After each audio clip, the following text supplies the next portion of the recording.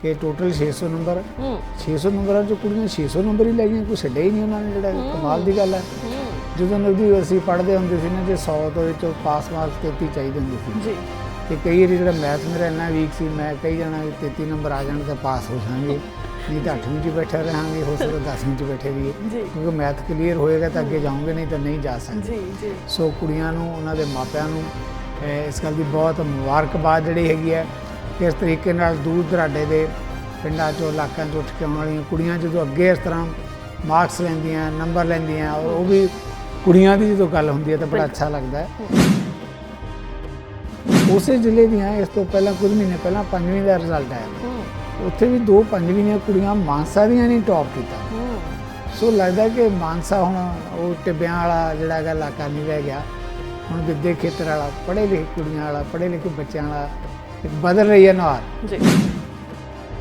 ਕਿਹੜੇ ਹਾਲਾਤਾਂ ਚੋਂ ਨਿਕਲੇ ਹੋਣਗੇ ਤਾਂ ਕਿਸ ਹਿਸਾਬ ਦੇ ਨਾਲ ਕਾਮਯਾਬੀਆਂ ਹਾਸਲ ਕੀਤੀਆਂ, ਵਾਕਈ ਸਾਰਿਆਂ ਨੂੰ ਅੱਜ ਸਿਜਦਾ ਕਰਦੇ ਆ, ਹੈ ਨਾ। ਤੁਹਾਡੇ ਵਰਗੇ ਹੋਰ ਵੀ ਕਈ ਪੱਤਰਕਾਰ ਨੇ ਜਿਹੜੇ ਆਪਣੇ ਉਸ ਏਰੀਏ ਦੇ ਨਾਲ ਸੰਬੰਧ ਰੱਖਦੇ ਨੇ, ਵਕੀਲ ਨੇ, ਡਾਕਟਰ ਨੇ, ਪ੍ਰੋਫੈਸਰ ਨੇ ਜੋ ਪੰਜਾਬੀ ਯੂਨੀਵਰਸਿਟੀ ਦੇ ਵਿੱਚ ਪੜ੍ਹਾ ਰਹੇ ਨੇ। ਬਹੁਤ ਸਾਰੀਆਂ ਐਸੀਆਂ ਸ਼ਖਸੀਅਤਾਂ ਨੇ ਜੋ ਮਾਨਸਾ ਬਠਿੰਡੇ ਏਰੀਏ ਦੇ ਵਿੱਚੋਂ ਨਿਕਲੀਆਂ ਨੇ। ਸੋ ਸਾਰਿਆਂ ਨੂੰ ਅਸੀਂ ਸਿਜਦਾ ਕਰਦੇ ਹਾਂ।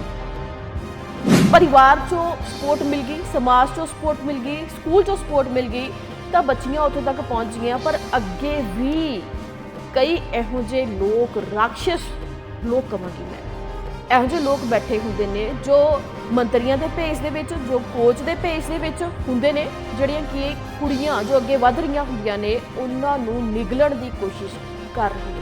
ਤੁਸੀਂ ਸਾਰਿਆਂ ਨੇ ਅੰਦਾਜ਼ਾ ਲਾ ਹੀ ਲਿਆ ਹੋਵੇਗਾ ਕਿ ਅੱਜ ਅਸੀਂ ਕਿਹੜੀ ਖਬਰ ਦੀ ਗੱਲ ਕਰ ਰਹੇ ਹਾਂ ਕਿ ਜੰਤਰ ਮੰਤਰ ਤੇ ਲਗਾਤਾਰ ਪਹਿਲਵਾਨਾਂ, ਲੜਕੀਆਂ ਪਹਿਲਵਾਨਾਂ ਵੱਲੋਂ ਧਰਨਾ ਲਗਾਤਾਰ ਜਾਰੀ ਹੈ। ਤਾਂ ਬ੍ਰਿਜ ਭੂਸ਼ਣ ਤੇ ਲਗਾਤਾਰ ਦੋਸ਼ ਲਾਏ ਜਾ ਰਹੇ ਨੇ। FIR ਦਰਜ ਵੀ ਹੋ ਗਈ ਹੈ, ਪਰ ਲੜਕੀਆਂ ਦਾ ਇਹ ਕਹਿਣਾ ਹੈ ਕਿ FIR ਨਾਲ ਕੁਝ ਨਹੀਂ ਬਣੇਗਾ, ਕਿਉਂਕਿ ਹੁਣ ਕਈ ਫਿਲਮੀ ਹਸਤੀਆਂ ਨੇ, ਕਈ ਹੋਰ ਕੋਚ ਨੇ, ਵੱਖ-ਵੱਖ ਰਾਜਾਂ ਦੇ ਵਿੱਚੋਂ, ਈਵਨ ਕਿ ਪੂਰੇ ਭਾਰਤ ਦੇ ਵਿੱਚ ਉਹਨਾਂ ਨੂੰ ਸਪੋਰਟ ਮਿਲਣੀ ਸ਼ੁਰੂ ਹੋ ਗਈ ਹੈ।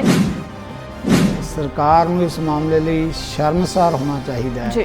ਆਪਾਂ ਗੱਲ ਕਰਦੇ ਹਾਂ ਲੜਕੀਆਂ ਦੀ, ਲੜਕੀਆਂ ਨੂੰ ਅੱਗੇ ਮੌਕੇ ਵਧਣ ਦੀ, ਮੌਕੇ ਦੇਣ ਦੀ, ਤੇ ਉਹ ਖਿਡਾਰਨਾਂ ਜਿਨ੍ਹਾਂ ਨੇ ਮਿਹਨਤ ਕਰਕੇ ਆਪਣੇ ਸੂਬੇ ਦਾ ਨਾਮ ਬਣਾਇਆ ਹੋਵੇ, ਆਪਣੇ ਦੇਸ਼ ਦਾ ਨਾਮ ਬਣਾਇਆ ਹੋਵੇ, ਕੌਮਾਂਤਰੀ ਪੱਧਰ 'ਤੇ ਉਹਨਾਂ ਨੇ ਨਾਮ ਨਾ ਖੱਟਿਆ ਹੋਵੇ, ਉਹਨਾਂ ਖਿਡਾਰਨਾਂ ਨੂੰ ਦੇਸ਼ ਦੀ ਰਾਜਧਾਨੀ ਦਿੱਲੀ ਦੇ ਅੰਦਰ ਇਸ ਲਈ ਧਰਨਾ ਦੇਣਾ ਪਵੇ ਕਿ ਉਹਨਾਂ ਦੇ ਜਿਨਸੀ ਸ਼ੋਸ਼ਣ, ਉਹਨਾਂ ਨਾਲ ਜਿਹੜੀਆਂ ਜ਼ਿਆਦਤੀਆਂ ਹੋਈਆਂ, ਔਰ ਸਭ ਤੋਂ ਹੋਰ ਇਹਦੇ ਨਾਲ ਇੱਕ ਜਿਹੜੀ ਮਾੜੀ ਗੱਲ ਨਾਲ ਐਡ ਹੋ ਰਹੀ ਹੈ ਕਿ ਇੱਕ ਨਾਬਾਲਗ ਕੁੜੀ ਜਿਹੜੀ ਹੈਗੀ ਹੈ ਉਸ ਵੀ ਇਸ ਪ੍ਰੋਟੈਸਟ ਦੇ ਵਿੱਚ ਸ਼ਾਮਲ ਹੈ, ਉਹਦੇ ਨਾਲ ਵੀ ਜ਼ਿਆਦਤੀ ਹੋਈ ਹੈ। ਹੁਣ ਕਿੰਨੇ ਮਹੀਨੇ, ਕਿੰਨਾ ਸਮਾਂ ਨਿਕਲ ਗਿਆ ਉਹਨਾਂ ਨੂੰ ਵਿਰੋਧ ਕਰਦਿਆਂ, ਟਸ ਤੋਂ ਮਸ ਨਹੀਂ ਹੋਈ ਸਾਡੀ ਸਰਕਾਰ। ਪਰ ਹੁਣ ਕਿਹਦੇ ਖਿਲਾਫ, ਜਿਹੜਾ ਇਸ ਵੇਲੇ ਭਾਜਪਾ ਦਾ ਆਗੂ ਹੈ, ਪਾਰਲੀਮੈਂਟ ਮੈਂਬਰ ਹੈ, ਔਰ ਫਿਰ ਦੇਖੋ ਤੁਸੀਂ ਉਹ ਕਹਿ ਰਿਹਾ ਜੀ ਮੈਂ ਤਾਂ ਸੱਚਾ ਸੁੱਚਾ ਹੈਗਾ, ਮੈਨੂੰ ਕਾਨੂੰਨ 'ਤੇ ਪੂਰਾ ਭਰੋਸਾ ਹੈ, ਮੈਨੂੰ ਨਿਆਂ 'ਤੇ ਇਨਸਾਫ ਮਿਲੇਗਾ।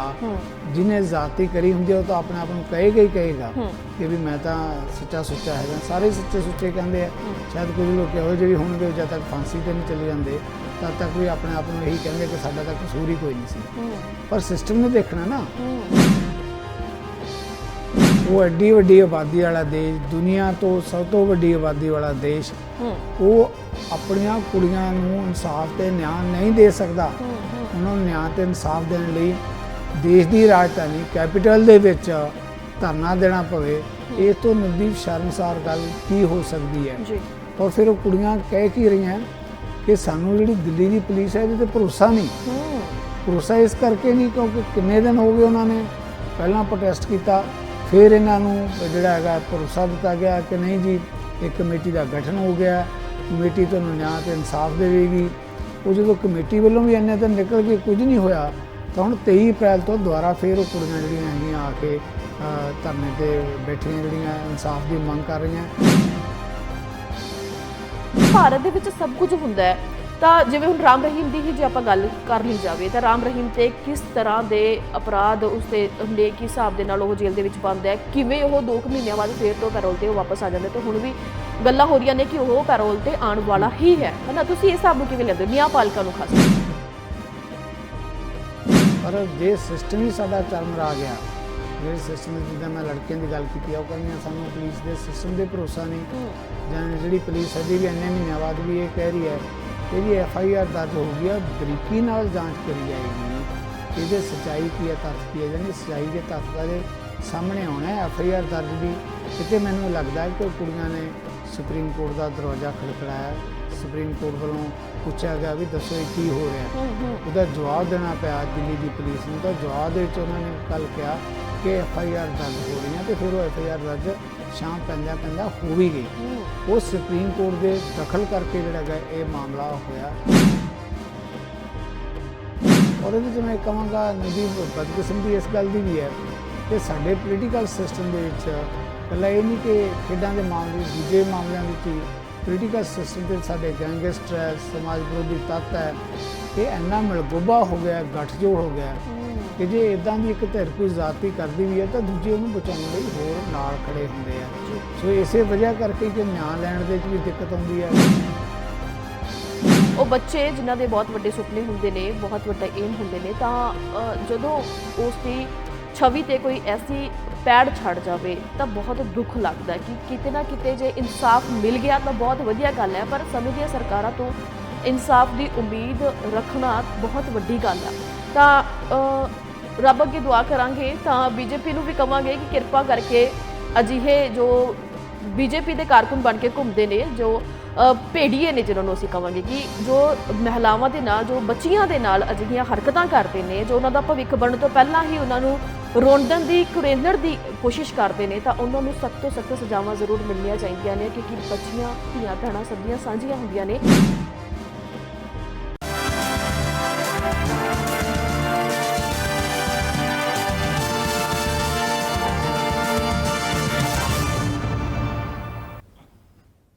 ਸਤਿ ਸ਼੍ਰੀ ਅਕਾਲ ਜੀ, ਮੈਂ ਨਵਦੀਪ ਧਾਲੀਵਾਲ, ਤੁਸੀਂ ਵੇਖ ਰਹੇ ਹੋ ਸਾਡਾ ਖਾਸ ਪ੍ਰੋਗਰਾਮ ਨਿਊਜ਼ ਬਿਹਾਈਂਡ ਨਿਊਜ਼। ਇਹ ਪ੍ਰੋਗਰਾਮ ਹੈ ਜਿਸ ਵਿੱਚ ਅਸੀਂ ਝਾਤ ਮਾਰਦੇ ਹਾਂ ਵੱਖੋ-ਵੱਖ ਖਬਰਾਂ ਦੀਆਂ ਸਰਗਰਮੀਆਂ ਤੇ, ਕਰਦੇ ਹਾਂ ਉਹਨਾਂ ਤੇ ਗੱਲਬਾਤ, ਤੁਹਾਡੇ ਤੱਕ ਪਹੁੰਚਾਉਂਦੇ ਹਾਂ ਵੱਖੋ-ਵੱਖਰੀ ਇਨਫੋਰਮੇਸ਼ਨ। ਚਾਹੁੰਦੇ ਹੁੰਦੇ ਆ ਕਿ ਸਿੱਟਾ ਆਧਾਰਿਤ ਹਰ ਗੱਲ ਤੁਹਾਡੇ ਤੱਕ ਪਹੁੰਚਾਈ ਜਾ ਸਕੇ, ਤੁਹਾਡੇ ਨਾਲ ਸ਼ੇਅਰ ਕੀਤੀ ਜਾ ਸਕੇ।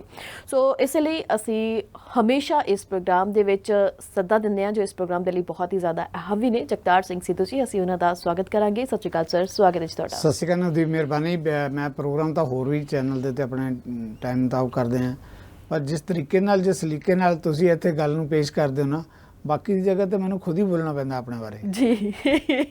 ਜੀ ਮੈਂ ਇਸ ਲਈ ਦਰਸ਼ਕਾਂ ਨੂੰ ਕਹਿੰਦੀ ਹੁੰਦੀ ਹੈ ਕਿ ਸਿੱਧੂ ਸਾਹਿਬ ਨੂੰ ਸਾਰੇ ਹੀ ਜਾਣਦੇ ਨੇ। ਬਹੁਤ ਸਾਰੇ ਪ੍ਰੋਗਰਾਮਾਂ ਦੇ ਵਿੱਚ ਤੁਸੀਂ ਇਹਨਾਂ ਨੂੰ ਦੇਖਦੇ ਹੋ, ਡਿਬੇਟ ਹੈ, ਨਜ਼ਰੀਆ ਜਾਂ ਹੋਰ ਕਈ ਪ੍ਰੋਗਰਾਮ ਨੇ, ਆਮਣੇ ਸਾਹਮਣੇ ਪ੍ਰੋਗਰਾਮ ਹੈ ਜਿਸ ਦੇ ਵਿੱਚ ਤੁਸੀਂ ਇਹਨਾਂ ਨੂੰ ਵੇਖਦੇ ਹੋ। ਨਾਲ ਦੀ ਨਾਲ ਮੈਂ ਇਹਨਾਂ ਦੇ ਜਿਹੜੇ ਸ਼ੋਜ਼ ਨੇ, ਮੈਂ ਉਹਨਾਂ ਦੀ ਇੱਕ ਤਰੀਕੇ ਨਾਲ ਸਮਝ ਲਓ ਕਿ ਮੈਂ ਐਡ ਵੀ ਕਰਦੀ ਹਾਂ ਵੀ ਕਿਹੜੇ-ਕਿਹੜੇ ਇਹਨਾਂ ਦੇ ਸ਼ੋਅ ਨੇ ਤੇ ਤੁਸੀਂ ਕਿਹੜੇ-ਕਿਹੜੇ ਦੇਖਣੇ ਨੇ, ਜਿਨ੍ਹਾਂ ਦੇ ਵਿੱਚ ਇਹ ਵੱਖੋ ਵੱਖਰੇ ਲੀਡਰਸ ਦੇ ਨਾਲ ਗੱਲਬਾਤ ਕਰਦੇ ਹੋਏ ਨਜ਼ਰ ਆਉਂਦੇ ਨੇ। ਇਸੇ ਕਰਕੇ ਮੈਂ ਤੁਹਾਡਾ ਸ਼ੋਅ ਕੋਈ ਮਿਸ ਨਹੀਂ ਕਰਦਾ, ਜਦੋਂ ਤੁਸੀਂ ਕਹਿੰਦੇ ਮੈਂ ਤੁਹਾਡੇ ਤੋਂ ਪਹਿਲਾਂ ਪਹੁੰਚਾ ਜੀ ਸ਼ੁਕਰੀਆ। ਤੇ ਵਧੀਆ ਲੱਗਦਾ ਕਿ ਜਦੋਂ ਇੱਕ ਹੈਲਦੀ ਜਾਂ ਇਨਵਾਇਰਨਮੈਂਟ ਹੋਵੇ, ਇਸ ਦੇ ਵਿੱਚ ਸ਼ੋਅ ਦੀ ਸ਼ੁਰੂਆਤ ਕੀਤੀ ਜਾਵੇ, ਤੇ ਖਾਸ ਕਰਕੇ ਇੱਕ ਖਬਰ, ਤੁਸੀਂ ਮੈਨੂੰ ਲੱਗਦਾ ਸਿੱਧੂ ਸਭ ਕੁਝ ਕਹਿਣਾ ਚਾਹੁੰਦੇ ਹੋ। ਹੈਲਦੀ ਇਨਵਾਇਰਨਮੈਂਟ ਦੀ ਗੱਲ ਕੀਤੀ, ਇਸ ਤੋਂ ਪਹਿਲਾਂ ਕਿ ਤੁਸੀਂ ਉਸ ਮੁੱਦੇ ਤੇ ਗੱਲ ਕਰੋ, ਪਹਿਲ ਮੈਂ ਅੱਜ ਲੈਣਾ ਚਾਹੁੰਦਾ। ਜੀ ਦੇਖੋ, ਜਦੋਂ ਆਪਾਂ ਮੁੱਦੇ ਦੀ ਇਨਵਾਇਰਨਮੈਂਟ ਦੀ ਗੱਲ ਕਰਦੇ ਹਾਂ ਤਾਂ ਆਪਾਂ ਸਾਰੇ ਚਲੋ ਮਾਨਸਾ ਮਾਲਵਾ ਹੈ ਹੀ ਹੈ, ਪਰ ਚੇਚੇ ਤੌਰ ਤੇ ਕਿਉਂਕਿ ਤੁਸੀਂ ਮਾਨਸਾ ਨਾਲ ਸੰਬੰਧ ਰੱਖਦੇ ਹੋ, ਸਭ ਤੋਂ ਪਹਿਲਾਂ ਤਾਂ ਤੁਹਾਨੂੰ ਮੁਬਾਰਕਬਾਦ ਇਸ ਗੱਲ ਦੇ ਲਈ ਕਿ ਮਾਨਸਾ ਦੀਆਂ 2 ਕੁੜੀਆਂ ਨੇ, ਆਪਣੇ ਮਾਲ ਵੇਲੇ ਗੁੱਡੀਆਂ ਕਹਿ ਦਿੰਦੇ ਆ, 2 ਗੁੱਡੀਆਂ ਨੇ ਜਿਹੜਾ ਹੈਗਾ 8ਵੀਂ ਜਮਾਤ ਦੇ ਵਿੱਚ ਪੰਜਾਬ 'ਚੋਂ ਟੌਪ ਤੇ ਕੀਤਾ ਹੈ। ਔਰ ਜਿਹੜਾ ਮੈਂ ਮੀਡੀਆ 'ਚ ਦੇਖਿਆ ਹੈਗਾ ਕਿ ਟੋਟਲ 600 ਨੰਬਰ, 600 ਨੰਬਰਾਂ 'ਚੋਂ ਕੁੜੀਆਂ 600 ਨੰਬਰ ਹੀ ਲੈ ਗਈਆਂ, ਕੋਈ ਛੱਡਿਆ ਹੀ ਨਹੀਂ ਉਹਨਾਂ ਨੇ, ਜਿਹੜਾ ਕਮਾਲ ਦੀ ਗੱਲ ਹੈ। ਜਦੋਂ ਨਵਦੀਪ ਅਸੀਂ ਪੜ੍ਹਦੇ ਹੁੰਦੇ ਸੀ ਨਾ, ਜੇ 100 ਤੋਂ ਵਿੱਚੋਂ ਪਾਸ ਮਾਰਕਸ 33 ਚਾਹੀਦੇ ਹੁੰਦੇ ਸੀ, ਤੇ ਕਈ ਵਾਰੀ ਜਿਹੜਾ ਮੈਥ ਮੇਰਾ ਇੰਨਾ ਵੀਕ ਸੀ, ਮੈਂ ਕਹੀ ਜਾਣਾ 33 ਨੰਬਰ ਆ ਜਾਣ ਤਾਂ ਪਾਸ ਹੋ ਜਾਵਾਂਗੇ, ਨਹੀਂ ਤਾਂ 8ਵੀਂ 'ਚ ਬੈਠੇ ਰਹਾਂਗੇ, ਹੋ ਸਕਦਾ 10ਵੀਂ 'ਚ ਬੈਠੇ ਰਹੀਏ, ਕਿਉਂਕਿ ਮੈਥ ਕਲੀਅਰ ਹੋਏਗਾ ਤਾਂ ਅੱਗੇ ਜਾਓਗੇ, ਨਹੀਂ ਤਾਂ ਨਹੀਂ ਜਾ ਸਕਦੇ। ਸੋ ਕੁੜੀਆਂ ਨੂੰ, ਉਹਨਾਂ ਦੇ ਮਾਪਿਆਂ ਨੂੰ ਇਸ ਗੱਲ ਦੀ ਬਹੁਤ ਮੁਬਾਰਕਬਾਦ ਜਿਹੜੀ ਹੈਗੀ ਹੈ, ਕਿਸ ਤਰੀਕੇ ਨਾਲ ਦੂਰ ਦਰਾਡੇ ਦੇ ਪਿੰਡਾਂ 'ਚੋਂ, ਇਲਾਕਿਆਂ 'ਚ ਉੱਠ ਕੇ ਆਉਣ ਵਾਲੀਆਂ ਕੁੜੀਆਂ ਜਦੋਂ ਅੱਗੇ ਇਸ ਤਰ੍ਹਾਂ ਮਾਰਕਸ ਲੈਂਦੀਆਂ, ਨੰਬਰ ਲੈਂਦੀਆਂ, ਔਰ ਉਹ ਵੀ ਕੁੜੀਆਂ ਦੀ ਜਦੋਂ ਗੱਲ ਹੁੰਦੀ ਹੈ ਤਾਂ ਬੜਾ ਅੱਛਾ ਲੱਗਦਾ ਹੈ। ਸਾਡੀ ਸੁਸਾਇਟੀ ਦੇ ਵਿੱਚ, ਸਿਸਟਮ ਦੇ ਵਿੱਚ ਹਮੇਸ਼ਾ ਇਹ ਕਿਹਾ ਜਾਂਦਾ ਕਿ ਕੁੜੀਆਂ ਨੂੰ ਜਿਹੜਾ ਹੈਗਾ ਮੌਕੇ ਮਿਲਣੇ ਚਾਹੀਦੇ, ਅੱਗੇ ਆਉਣੇ ਚਾਹੀਦੇ, ਅਤੇ ਜਦੋਂ ਕੁੜੀਆਂ ਕਿਸੇ ਵੀ ਫੀਲਡ 'ਚ ਅੱਗੇ ਆਉਂਦੀਆਂ ਨਵਦੀਪ, ਤਾਂ ਇਹ ਸਾਡਾ ਸੁਸਾਇਟੀ ਦਾ ਹੀ ਮਾਣ ਹੈ, ਸਾਡੀ ਸੁਸਾਇਟੀ ਦੀ ਇੱਜ਼ਤ ਬਣਦੀ ਹੈ। ਸੋ ਕੇਵਲ ਮਾਨਸਾ ਵਾਲਿਆਂ ਨੂੰ ਨਹੀਂ, ਮੈਂ ਕਹੂੰਗਾ ਕਿ ਸਮੁੱਚੇ ਪੰਜਾਬ ਵਾਲੇ ਜਿਹੜੇ ਇਸ ਗੱਲ ਦੇ ਵਧਾਈ ਦੇ ਹੱਕਦਾਰ ਹੈ। ਇੱਕ ਗੱਲ ਮੈਂ ਹੋਰ ਨਦੀ ਵੀ ਇਸ ਤੋਂ ਪਹਿਲਾਂ ਕਿ ਤੁਸੀਂ ਗੱਲ ਕਰੋ ਜੀ, ਉਸੇ ਜ਼ਿਲ੍ਹੇ ਦੀਆਂ ਇਸ ਤੋਂ ਪਹਿਲਾਂ ਕੁਝ ਮਹੀਨੇ ਪਹਿਲਾਂ 5ਵੀਂ ਦਾ ਰਿਜ਼ਲਟ ਆਇਆ, ਉੱਥੇ ਵੀ 2 5ਵੀਂ ਦੀਆਂ ਕੁੜੀਆਂ ਮਾਨਸਾ ਦੀਆਂ ਨੇ ਟੌਪ ਕੀਤਾ। ਸੋ ਲੱਗਦਾ ਕਿ ਮਾਨਸਾ ਹੁਣ ਉਹ ਟਿੱਬਿਆਂ ਵਾਲਾ ਜਿਹੜਾ ਹੈਗਾ ਇਲਾਕਾ ਨਹੀਂ ਰਹਿ ਗਿਆ, ਹੁਣ ਵਿੱਦਿਅਕ ਖੇਤਰ ਵਾਲਾ, ਪੜ੍ਹੇ ਲਿਖੇ ਕੁੜੀਆਂ ਵਾਲਾ, ਪੜ੍ਹੇ ਲਿਖੇ ਬੱਚਿਆਂ ਵਾਲਾ ਇੱਕ ਬਦਲ ਰਹੀ ਹੈ ਨੁਹਾਰ। ਜੀ, ਮੁੱਖ ਮੰਤਰੀ ਭਗਵੰਤ ਮਾਨ ਤਾਂ ਜਦੋਂ ਰੰਗਲਾ ਪੰਜਾਬ ਬਣਾਉਣਗੇ ਮੈਨੂੰ ਲੱਗਦਾ ਮਾਨਸਾ ਵਾਲਿਆਂ ਨੇ ਪਹਿਲਾਂ ਹੀ ਬਣਾਤਾ ਹੈ। ਜੀ ਜੀ ਜੀ, ਬਿਲਕੁਲ। ਤਾਂ ਸਿੱਧੂ ਸਾਹਿਬ, ਜਿਸ ਹਿਸਾਬ ਦੇ ਨਾਲ ਤੁਸੀਂ ਜ਼ਿਕਰ ਕੀਤਾ ਕਿ ਮਾਨਸਾ ਦੇ ਬੱਚੇ ਮੱਲਾ ਮਾਰ ਰਹੇ ਨੇ, ਤਾਂ ਵਾਕਿਆ ਹੀ ਉਹ ਪਰਿਵਾਰਕ ਮੈਂਬਰ, ਉਹ ਸਕੂਲ ਦੇ ਵਿੱਚ ਪੜ੍ਹਾਉਣ ਵਾਲੇ, ਉਹਨਾਂ ਨੂੰ ਅਧਿਆਪਕ ਵਧਾਈ ਦੇ ਪਾਤਰ ਨੇ, ਜਿਨ੍ਹਾਂ ਨੇ ਉਹਨੂੰ ਵਧੀਆ ਸਲੀਕੇ ਨਾਲ ਸਿੱਖਿਆ ਦਿੱਤੀ ਤਾਂ ਬੱਚੇ ਉન્નਤੀਆਂ ਹਾਸਲ ਕਰ ਸਕਦੇ ਨੇ। ਬੱਚਿਆਂ ਦਾ ਇੱਕ ਨਾਮ ਬਣ ਗਿਆ ਹੈ ਪੰਜਾਬ ਦੇ ਵਿੱਚ, ਮਾਨਸਾ ਜ਼ਿਲ੍ਹੇ ਦਾ ਨਾਮ ਰੋਸ਼ਨਾਇਆ ਜਾਣਾ। ਤਾਂ ਵਾਕਈ ਤੁਸੀਂ ਕਿਹਾ ਕਿ ਮੇਰੇ ਲਈ ਬੜੇ ਫਖਰ ਦੀ ਗੱਲ ਹੈ। ਮੈਂ ਇਸ ਮੰਚ ਤੇ ਬੈਠੀ ਹਾਂ ਤਾਂ ਮੈਂ ਕਹਿੰਦੀ ਹਾਂ ਕਿ ਮਾਨਸਾ ਜ਼ਿਲ੍ਹਾ ਵਧਾਈ ਦਾ ਪਾਤਰ ਹੈ ਜਿਹੜਾ ਇਹੋ ਜਿਹੇ ਬੱਚੇ ਅੱਗੇ ਲਿਆ ਰਿਹਾ। ਤਾਂ ਉੱਥੇ ਹੀ ਸਿੱਧੂ ਸਾਹਿਬ ਇੱਕ ਹੋਰ ਗੱਲ ਕਰਨੀ ਬਣਦੀ ਹੈ ਕਿ ਜਦੋਂ ਮਾਨਸਾ ਜ਼ਿਲ੍ਹਾ ਸੀ, ਬਠਿੰਡੇ ਦਾ ਹਿੱਸਾ ਹੁੰਦਾ ਸੀ, ਹੈ ਨਾ, ਕਿ ਜਦੋਂ ਇਹ ਜ਼ਿਲ੍ਹਾ ਨਹੀਂ ਸੀ ਬਣਿਆ ਤਾਂ ਉਦੋਂ ਬਠਿੰਡੇ ਦੇ ਅੰਡਰ ਹੀ ਹੁੰਦਾ ਸੀ। ਉਦੋਂ ਤੁਹਾਡੇ ਵਰਗੀਆਂ ਸ਼ਖਸੀਅਤਾਂ ਜਿਹੜੀਆਂ ਉੱਥੋਂ ਦੇ ਪਿੰਡਾਂ ਚੋਂ ਨਿਕਲੀਆਂ ਤੇ ਚੰਡੀਗੜ੍ਹ ਆ ਕੇ ਵਸੀਆਂ, ਉਹਨਾਂ ਸਮਿਆਂ ਦੇ ਵਿੱਚ ਕਿਸ ਹਿਸਾਬ ਦੇ ਨਾਲ ਮੈਂ ਕਹਾਂਗੀ ਕਿ ਸਾਹਮਣਾ ਕੀਤਾ ਉਸ ਸਮੇਂ ਦਾ, ਜਦੋਂ ਲੋਕ ਘਰਾਂ ਚੋਂ ਨਿਕਲਣ ਕੋਲੋਂ ਡਰਦੇ ਸੀ, ਜਦੋਂ ਮਾਪੇ ਵੀ ਨਹੀਂ ਸੀ ਭੇਜਦੇ, ਤਾਂ ਪਤਾ ਨਹੀਂ ਕਿਹੜੇ ਹਾਲਾਤਾਂ ਚੋਂ ਨਿਕਲੇ ਹੋਣਗੇ, ਤਾਂ ਕਿਸ ਹਿਸਾਬ ਦੇ ਨਾਲ ਕਾਮਯਾਬੀਆਂ ਹਾਸਲ ਕੀਤੀਆਂ।